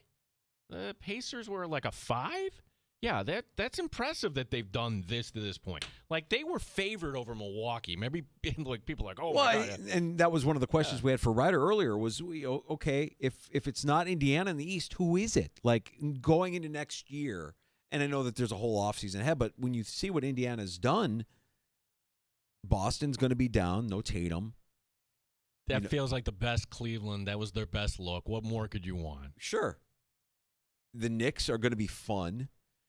They're going to be fun, and I've heard everything from trade Cat, fire Tibbs, trade for Giannis. That's funny because, like, everybody knows what Cat is at this stage of his career, and I think the best hope you can have for him is that Tibbs can get through to him at some point and get him to play defense, but he hasn't, and he didn't in Minnesota. He didn't really when you needed him to this year. You've got a defensive liability with both he and Brunson on the court at the same time. Pacers are so good in transition. Oh, their pace is amazing. That's I see what you did there. It was one of those games, Danger, where like, okay, Saturday night, it's 4 points at the half. Okay, the Knicks can't keep this up. And whenever we discuss, can a team lose a best of 7 in game 1? The Knicks lost this series in game 1. I mean, the The shot, I mean, what was that? The choking sign. I mean, Halliburton cemented himself. He's a killer. He's an absolute killer. So, tough series loss for the Knicks, but they'll remain fun next season. I think that's going to be a team that's going to be fun to watch here for years to come. Can they get some depth? Can they get a little bit of a rotation going? I know it would go against kind of what Tibbs has been, but yeah, those guys run out of gas, and you need guys that can play defense. And Cat might not be that guy. In fact, at this stage of his career, I'd say he's not going to be that guy. So find somebody who can. I mean, even in Minnesota, they brought in Gobert because they knew, like, Cat can't defend. We got to bring in Gobert. We need two bigs. So it's set. We've got OKC, SGA, the league MVP, and Tyrese Halliburton, the Pacers right now, plus 500 underdogs in this series. Well, 9.5 the point spread on Thursday night, which you're like, oh, come on, it'll be closer than Feels that. a little disrespectful. It does, but OKC rested, and how some of these games kind of go sideways right away. I mean, when we look back at this, are we going to say Denver was the second best team, even though they didn't make it to the conference final? Mm-hmm. Yeah. Yeah, I think so. I don't like how Minnesota just kind of like laid down. It didn't feel like that series was so one-sided, and there wasn't just a lot of fight there. It was almost like they gave up. It feels like I know way more about the East than Oklahoma City. So it's gonna be a fun final. We'll also talk about the Stanley Cup final, which actually starts first. That's coming Wednesday. up on Wednesday. Yeah. Yeah. Can Edmonton get over? Is Edmonton a better version of themselves this year than what they were last year? Or is Florida going to continue to do what they do? Florida's so good, man. It's crazy when you see, you want to talk about a team full of killers. Florida Panthers, team full of killers. They can hurt you so many ways. Just killers. Can't wait. That's going to be a lot of fun as well. That's coming up on Wednesday. Before we get to all of that, Bills get back to OTAs tomorrow. Our guy's not going to be flying back from California, right? I think so, right? I think so. We haven't heard, but we anticipate that. I think Josh, unless they went straight on their honeymoon, but you get through mandatory minicamp, you got that nice stretch of time there where you don't really have any obligations until you get to training camp. That's when I would take the honeymoon. On the wedding, I thought we would have seen a little more footage because this is the day and age you live in, that somebody would have had a cell phone video, somebody would have had the speech, somebody would have danger. That was on lockdown, and the pictures you saw there, that is paparazzi at its finest. We need to shoot from a nearby mountaintop or send this drone or whatever it is. The one thing that got picked up, I'm like, okay, I see Josh's parents in this video. We see the happy couple. I don't see any Buffalo Bills. Wait, that guy looks like Larry David. Larry David at the wedding of Josh Allen and Haley Steinfeld? Is this a bit? Are they shooting the next season a Curb? What? Was he like at the beach hitting golf balls into the ocean? What was he doing at their wedding? It was Steinfeld, not Seinfeld. Why is Larry David at the wedding of Josh Allen and Haley Steinfeld? We could easily come up with how many different. He stumbles into this. He was down the street, accidentally stumbles in and sneaks his way in, and he accidentally trips Josh, and then Josh suffers an injury, and you're the Jet fan. He's a Jets fan, yeah. He's a Jets fan, and nobody really expected him. What's the connection between Larry David and the happy couple? So Haley Steinfeld, if you are a child of the 90s, the 80s, Body by Jake. Of course. Body by Jake. Like, if you're up late at night, hey, there's Jake. He's going to sell you whatever it is, and self-made man, and that's the family danger. And, well, Jake has a brother, Peter, and the family business is fitness. And Peter's job, he is a personal trainer out in Los Angeles where he has clients.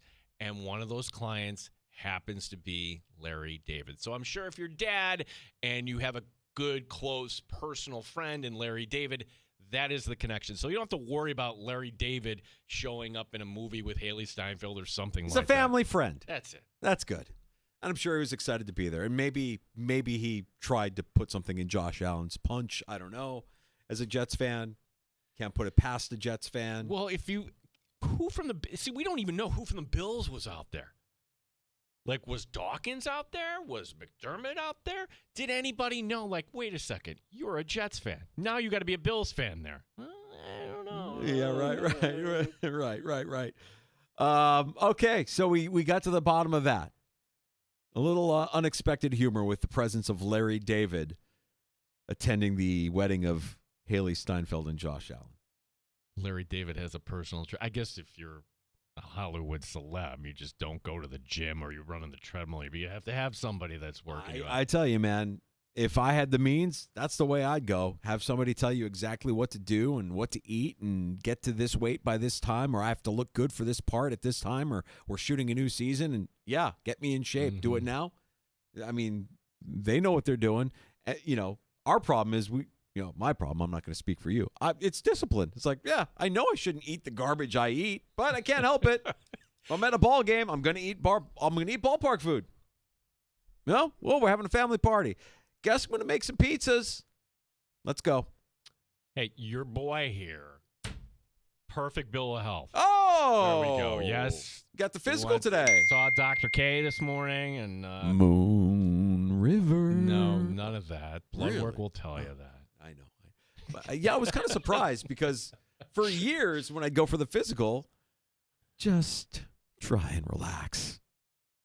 And then I switched primary care physicians a few years ago, and they're like, "Yeah, we don't do that. The blood work will tell us if we need to do that." I'm like, "Really? That's out of the physical now?" And the physical is just Thank God. Yeah, the physical now is basically just a chat. How you doing? We're looking at your blood. Everything looks okay. Gino, good. Glad to hear it. We want a healthy Gene Battaglia. We don't. Yes. Now you do the same. My BMI is frosting. Okay, I've eaten so poorly for all of the different occasions that we have going, and I'm love to tell you that it's getting better, but it's not. There's a vacation in my future, and it's going to be horrible. This is like the underrated time of year when you could go sideways on a diet because you have Memorial Day weekend, even though it's kind of crappy. But okay, now you've got graduation parties coming up, barbecue, and you got Father's Day weekend. Hey, you're a dad. Enjoy. Yeah, Father's Day, 4th of July. I mean, what do we get? Maybe like a month before football season starts. It's like, okay, I've got a month to try and trim up before I know I'm going to destroy myself when football season comes around. And even then, it's like, nah, that ain't happening. Not happening. Lawnmower beers, garage beers. It's too much. Way too much. So if I had the means, I would go the route of Larry David and I would hire a personal trainer. That would be the thing. But, we're just regular guys. So we're expecting Josh Allen at camp tomorrow then? I think so. If he's not, is anybody going to be – the dude just got married. Give him some time here. I imagine, again, with that layoff that every player has, that would be the time to get away and do the honeymoon. I don't know what Haley's schedule is right now, what she's promoting or what she's shooting. But I would imagine that, and also think about the tone that sets. I mean, there are plenty of guys that are holding out for a contract that aren't at OTAs. Voluntary OTAs, of course, but there is an importance to being there. I think everybody recognizes it. And he's not making an excuse. He's showing up. I did get a question here. And you tell me here. Like, Alex, new client, by the way, coming on end of the week here, Rochester Custom Exterior. So, hey. Yeah, so like, hey, do you want your business? We're the station, right? And Alex loves the Bills. And he had a take, Danger. Should we be concerned because Haley is based in Los Angeles, and that's where the center of her career is coming out of, even in this day and age that Hollywood isn't as important as it once was, but still it's very important if you want to be in that profession. Should we be concerned that at some point, like Josh Allen will say, for the betterment of my family, I would prefer playing closer to home, which I said no. And also, if Josh Allen wins a Super Bowl, You want to go play for it? Do whatever you want. Do whatever you want. But it's that fear that comes from, and Alex is a little younger than us, but if you're our generation, Wayne Gretzky did that. Wayne Gretzky won his cups in Edmonton, and he was vilified for moving to Los Angeles and being a king. Vilified by the people in Canada. I think some people got it. I'm not worried about it. I'm not worried about it. The only thing that I think would start that conversation is the Bills not putting a competent team around Allen or a series of losing seasons. If he's as competitive as we believe he is, then that would eventually get to him.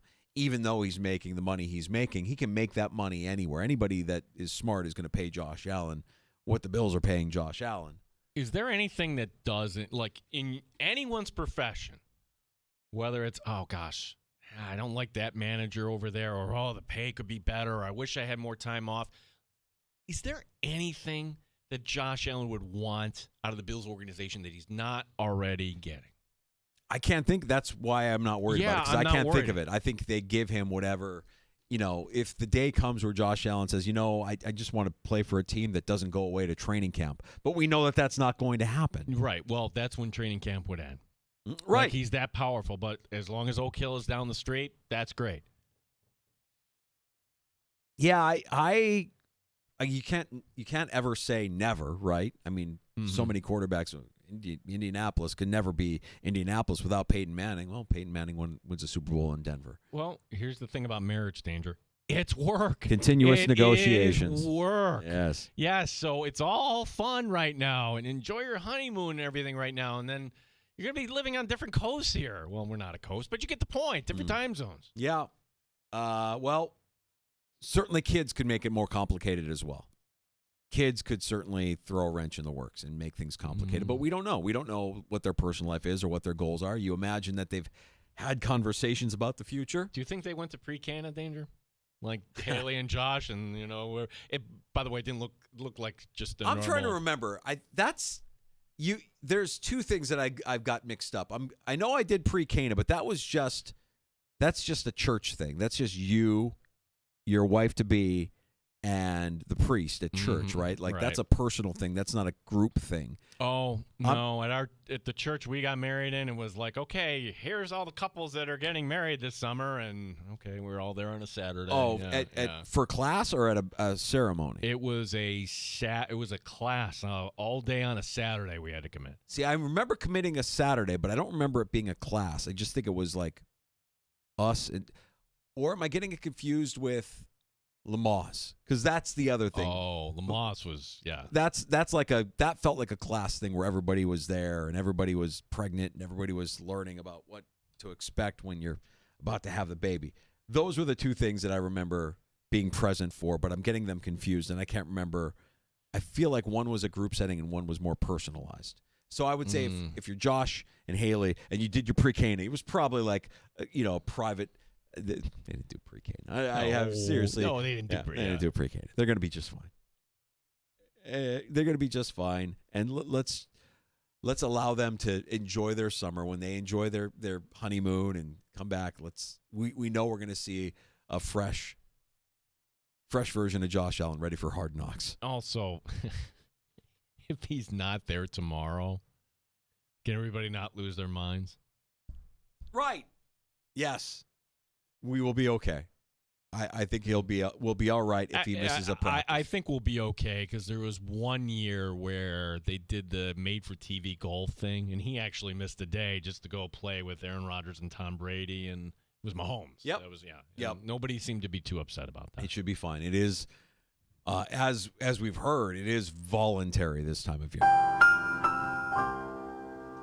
You can always write to us on X, the fan Rochester, as Chris did. This goes back to last hour. Put some respect on Lee Evans' name. Great hands, speed, but hindered by mediocre quarterback play from Lossman, Holcomb, and Edwards. Hey, what did Lee Evans do after Buffalo? He dropped a potential game-winning touchdown for the Ravens against the Patriots. All right. So that's also part of the factor. When you leave Buffalo, how did you actually do? Marshawn Lynch, oh boy, mistake. Feel like we missed that one. Yeah. Sammy Watkins, we were fine. Everybody was fine without Sammy. This goes back to our conversation about Diggs because people, it's Diggs. Yeah, the receivers in Bills history, I think we're in agreement here. Andre Reed 1, Steph Diggs 2. And if you were going to say, no, it's not Diggs at 2, who would you put at 2? Lee Evans doesn't belong anywhere near Stephon Diggs. No, Molds is in the top 3. Molds would be 3. I mean, there's a special category for like James Lofton because he's a Hall of Famer, but he was at the tail end in Buffalo. Sure. So that's not. And there's other guys from the 60s that I never saw. But play, Lofton helped unlock some of what Reed was, right? I mean, like, so. For sure. Like, Lofton was the guy over the top. Reed was the slot guy. Yeah, and there's certainly value there. I forgot about Lofton. Yeah, Lofton should be considered top 5 as well, I would say. I'd put Lofton in front of Lee Evans. I'd put Lofton in front of Stevie Johnson. Stevie Johnson was fun for a little bit, but. Yeah. I put Diggs in front of. I put Diggs right there. I mean, he's not the greatest Bills receiver ever. But I'm going to choose to remember him as one of the greatest Bills receivers ever. Because of his time with Josh Allen, his time with the Bills. He was impactful. And I know that he's going to be an enemy twice a year, and we're all going to think what we think and say what we say. I like Diggs. I've always liked that player. I liked him when he was in Minnesota. I mean, I think he plays the game with confidence and swagger. Yeah, he's a diva. He's good. He can be that. I don't know if he can still be that coming off of an ACL. That remains to be seen. But we all want the guy who's going to hold players accountable, hold teammates accountable, hold everybody accountable. Is that kind of what Diggs did? Like, after the Cincinnati loss, but at the end, it was time to kind of move on. Yeah, he did, but I think he did it in a way that the team didn't appreciate. Yeah. The team wants to control the emotion. The team wants to control the storyline. The team wants to put out the quotes. They don't want to deal with, why is Diggs petulant outside the locker room? Why did Diggs leave? Why is Diggs storming up and down the sideline? The team doesn't want to deal with that. That's the issue that they had with him, and that's just who he is. That's the emotion he plays with. And at the same time, you'll hear the team say, we wish we had 100 guys like Steph Diggs who cared as much as Steph Diggs. So what do you want? Do you want somebody who doesn't care as much, who's going to keep his emotions in check? Yeah, ideally, that's what you want, but that's not what he is. Yeah, Evans, to me, Chris, a good college prospect that never... He was okay for a little bit, but to your point that he played with bad quarterback play, but you will always get that next opportunity. Let's take, for example, Elijah Moore. Elijah Moore is like, he's going to be the guy we're all looking at. He's a guy that was a second-round pick. He was a guy that, like the Jets are like, okay, get out of here. Right. Stop complaining. Bad quarterback. You want to talk about bad quarterbacks. That guy's played with bad quarterbacks. What will he look like playing with Josh Allen? That's a guy that you would think could have a breakout season, right? All of a sudden, Elijah Moore is somebody we're talking about for fantasy football. What? Again? Elijah Moore? We're gonna go back? Yeah, because Josh Allen's throwing the football.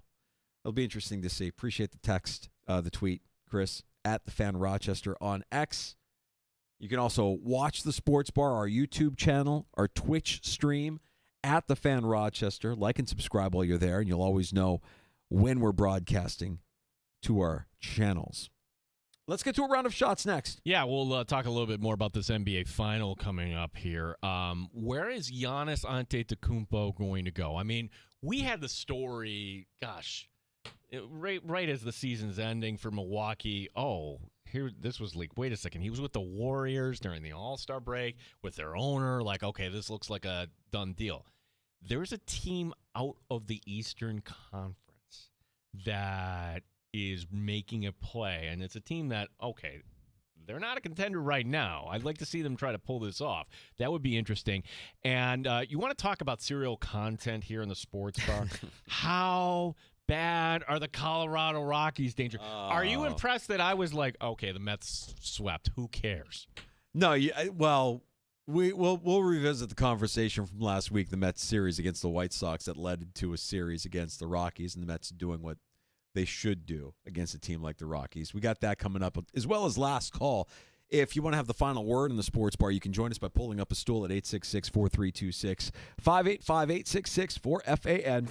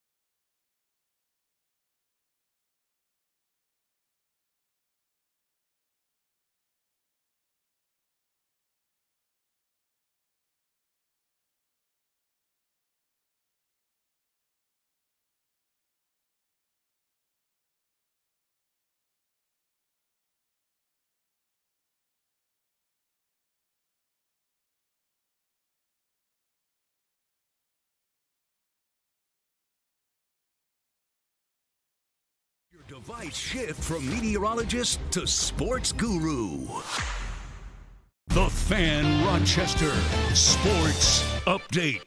NBA Finals get started on Thursday. It's the Pacers and the Thunder. Indiana head coach Rick Carlisle knows this is his team's toughest test. We understand the magnitude of the opponent. Oklahoma City has been dominant all year long. Defensively, they're historically great, and they got all kinds of guys that can score. It's two teams that have similar structures, slightly different styles, but Oklahoma's playing faster this year. Jessica Pegula is out at the French Open. Pegula losing to Lauren Boyson in the round of 16. Break up the Rochester Red Wings. They get a 6-game sweep of Columbus, the team now on the road, beginning a series in Worcester tomorrow. Light schedule tonight in the majors, just 7 games. The Mets opening a 4-game series in Los Angeles against the Dodgers. Gene Battaglia, the sports leader, 95.7 FM and AM 950, The Fan Rochester. Rochester's home for live sports and the best sports talk anywhere. The sports leader, 95.7 FM and AM 950, The Fan, Rochester. Happy Hour continues here in the Sports Bar. It's Danger and Battaglia, and time for a round of shots. So, Danger, does this upcoming NBA Finals between Indiana and Oklahoma City have a chance to become the lowest-rated final in history? Now, I ask you that question. Let's throw out 2 right off the bat. The lowest, nothing's ever going to get to a 4-0. That was the 2020 bubble championship the Lakers won. Even with LeBron. But yeah. Giant asterisk on that one. That's not really a championship. It's also in the middle of, football season, and that was strange. And also the following year too, you may have forgotten Milwaukee over Phoenix. Well, that was in the middle of July. Everything got pushed back. That took home only a 5.2. So what in a normal year was the lowest TV rating? It was just last year, a 5.8 for Boston and Dallas. Yeah. This year actually would seem like a safe bet to break that mark. Game 1 is on Thursday. Yeah, I think so. I mean, look, NBA ratings, TV ratings have been down all season long, and this matchup is less than savory, even though it features some really interesting and intriguing young players and the MVP of the league. This is what the NBA wants, parity, right? Well, let's look at the market sizes here. Oklahoma City, 47th television market, ranked 47. Indianapolis is only 25. A 36 average in terms of market rank. That is the lowest or highest, I guess, whatever way you want to look at it. It's worse than NBA history. You're really getting 2 small markets here going at it.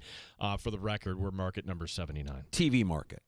Okay, yeah. Yeah. I think radio market where... Which I don't... Why is the radio thing different than TV? I'm not sure. Does it have to do... I think it has to do with reach, like your population and how much you reach of that population.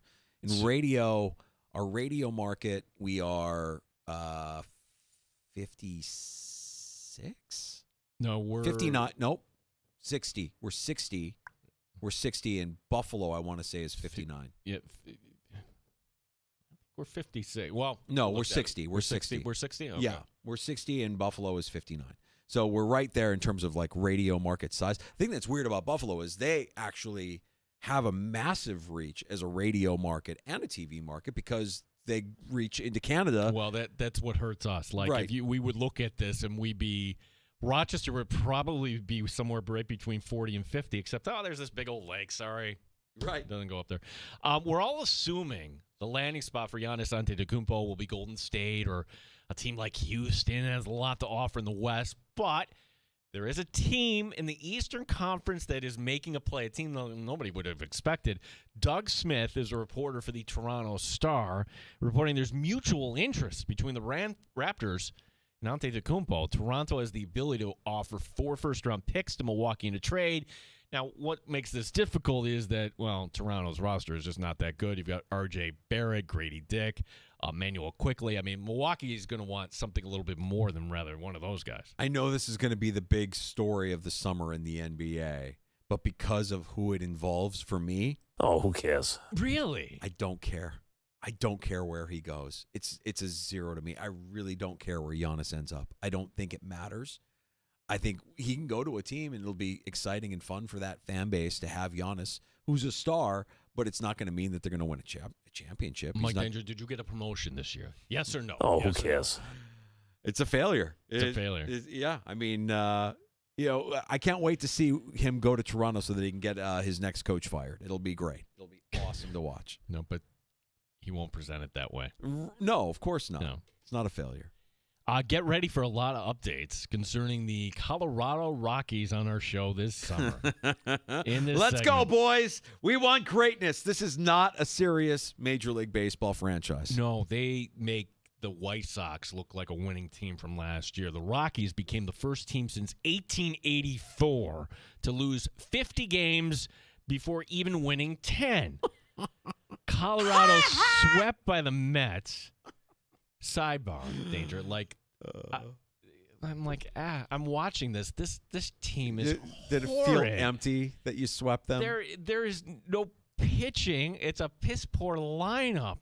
Like every team would have some redeeming player. I'm like, who is that guy in Colorado? Yeah, it's Tovar, bad. their shortstop. It's bad, man. And I know you could have come in here talking about how you swept the Rockies. We talked about this last week because you lost one to the White Sox. And you were mad. And I'm like, you should be mad. You shouldn't lose to the White Sox. You're the Mets. No, and there was this online, and Dan DeLorean, Dan, I know you listen. We love you. But Dan had to take, you won the series. That's all you need to do. No. Win the series against a good team. Sweep the bad team. The White Sox are a bad team. The Rockies are a bad team. No, I look, it's as far as bad teams, what are we talking about here? It's the 76 Buccaneers, right? Somebody say the Lions the year they went 0-16, but they had some bad breaks, right? You had Charles Johnson. I think you had Megatron in there. That was a bad team. Bad teams. The early Washington Capitals won only single digits. So, you're talking in our lifetime, any sport. I mean, I thought we were going to be talking about the White Sox forever about how bad that team was last year. By the way, it's still bad. Yeah, but this Rockies team is going to end up being worse than last year's White Sox team. There's the thing that's depressing is, okay, well, we're going to just trade for prospects. There's nothing anyone would want on this team. Think about that. As many have pointed out, the Rockies have just 3 road wins this season, which is as many victories as Scotty Scheffler on the PGA Tour. Man. Now, Danger, there is an opportunity for Colorado. They open a 3-game series in Miami tomorrow. The Marlins are not great, but now everybody that's got to be the thing. I always forget that that's one of the ballparks that I've been to, low key, Colorado, going to see a Rockies game. Really? 25 years ago, yeah. And when they tell you that the elevation will mess with you, you can get hammered a lot faster when you're a mile high. Absolutely true. I am living proof of that. I remember the game, but I don't remember the game. Was this work related? No, I was visiting a friend. My buddy, who I grew up with, who was best man at my wedding, was living in Colorado, and I spent the weekend there. We went to a Rockies game. We drank way too many beers. We didn't get kicked out. But we did get some warnings from security. It was a thing. Wait, warnings from security? And we were trying to get into seats that we didn't belong into. Oh, all right. I've never heard this story. Yeah, that's the part I do remember. We had our seats were our seats. We were trying to find empty seats, and we were being obnoxious. We were being dumb, obnoxious, drunks. Do you even remember who they played that day? I don't. I really don't. I truly don't. I remember seeing the row of seats that marks where they actually are a mile above elevation. It's purple. Yeah, I do remember that. I do remember it was like a beautiful park, but I also, more than anything, remember the beers hit differently when you're a mile up. They definitely hit differently. I always forget about that, so I can cross that one off my list of Major League ballparks that I need to visit or see. In June, it is June, Danger, which means that Bill Belichick and his $1 million buyout are now a possibility, although we've discussed there's nothing that would lead you to believe that North Carolina and the head coach will part. There is one thing Belichick won't be a part of next year. That's the Manning cast. Peyton Manning making it official, saying the coach will be hard to replace. I think when we get to football, end of summer, early fall, and they get some wins, I think we're going to just kind of like relax and fall into this thing of Belichick is just fine. He's coaching. Everything's cool. If Jordan Hudson has as much control over him as everybody wants to say she does, then why? Why would she? Because, let's face it, if she feels disrespected by North Carolina, it'd be very easy for her to tell her fiance, let's take this buyout and do something else. You can do something. She's his brand manager, right? Like she's managing his personal brand. Well, it's not your personal brand isn't being served well by this school who disrespects me and in part you. I don't know. It's not happening. It's just very curious that the school had to put out a statement that she's allowed on campus. She's like, why would you even address that? Oh. By the way, just to kind of quickly review, TCU, yeah, that's right. They were in the national championship game. Funny to think. That was 3 years ago. Long time. TCU is the home opener for UNC Labor Day weekend. Then you go to Charlotte. You host Richmond, UCF. Ooh, you're going to be 4-0 in the Clemson game. You get Cal, you get Virginia, and then on Halloween night, which is a Friday, Syracuse. Yep. Fantastic. Yep. UNC is going to come to Syracuse with one loss on their resume. Yep. And I think we'll be forgetting a lot of this. That's my guess. Wings seem to be a deodorant. Unless this story takes another turn. We're just waiting for the Wickersham report. We're just waiting for Pablo Torre. By the way, Pablo Torre, who this has become kind of the thesis, the main theme of his podcast where he's talking about these different angles. Bill Simmons put him on blast.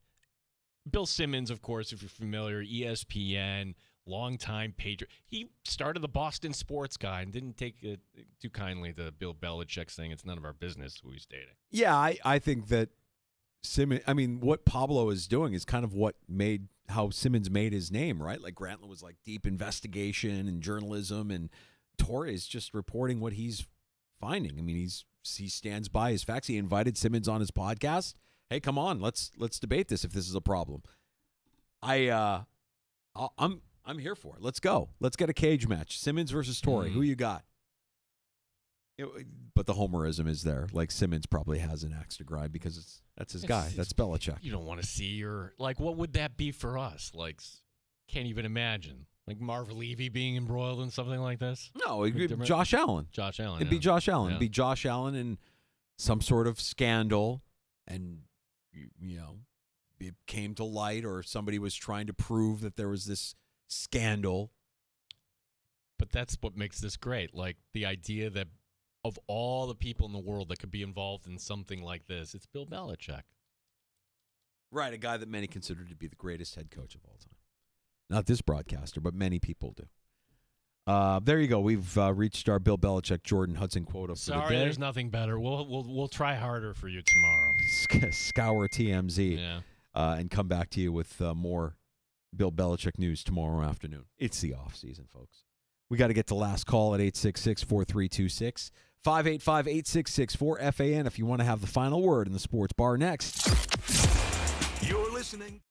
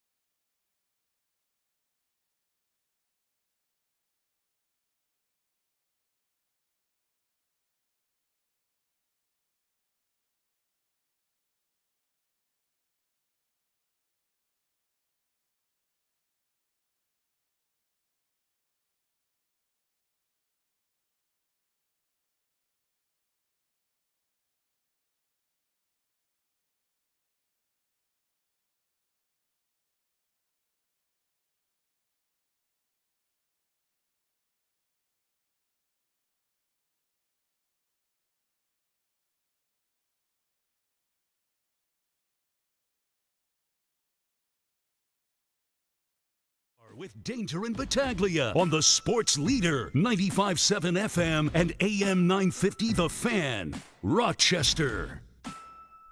Happy Hour continues. It's last call at 866-4326. If you missed any part of today's show, our YouTube channel is a good place to start. If you want to go back and watch any part that you may have missed, we stream live every afternoon from 3 until 6. You can also watch our stream on Twitch at The Fan Rochester.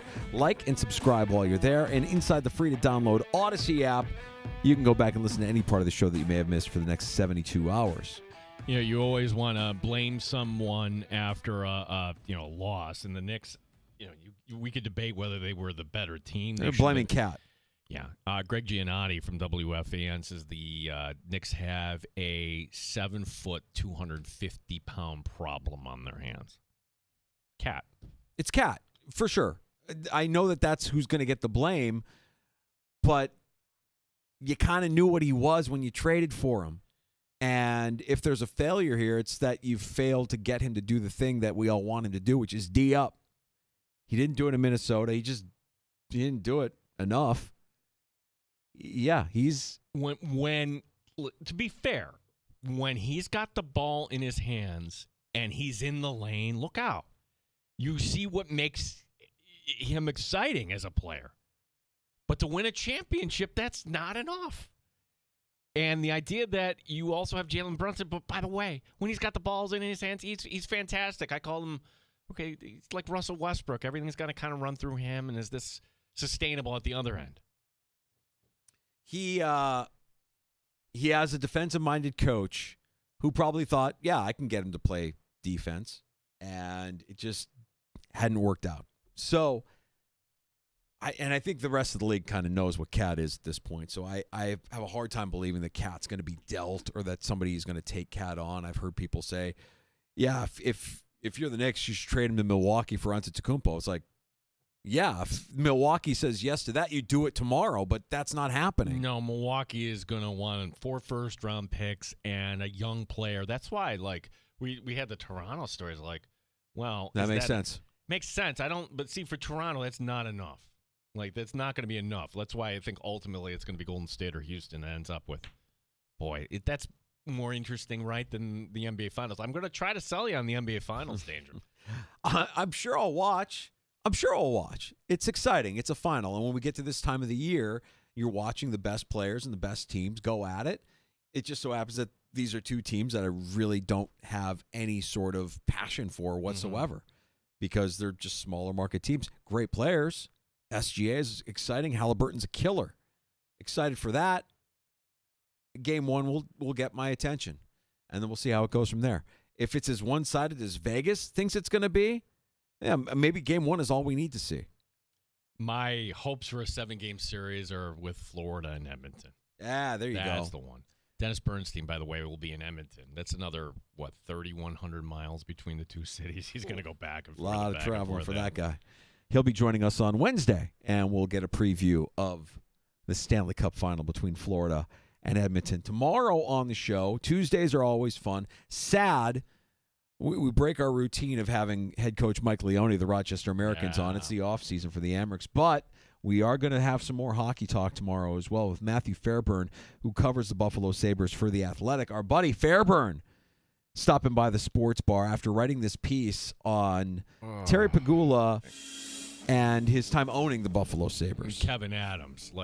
Can Kevin Adams actually, when you read this, are you coming away sympathetic for Kevin Adams? Could any GM work under this? Where do the Sabres go from here? Did they actually hire their next GM?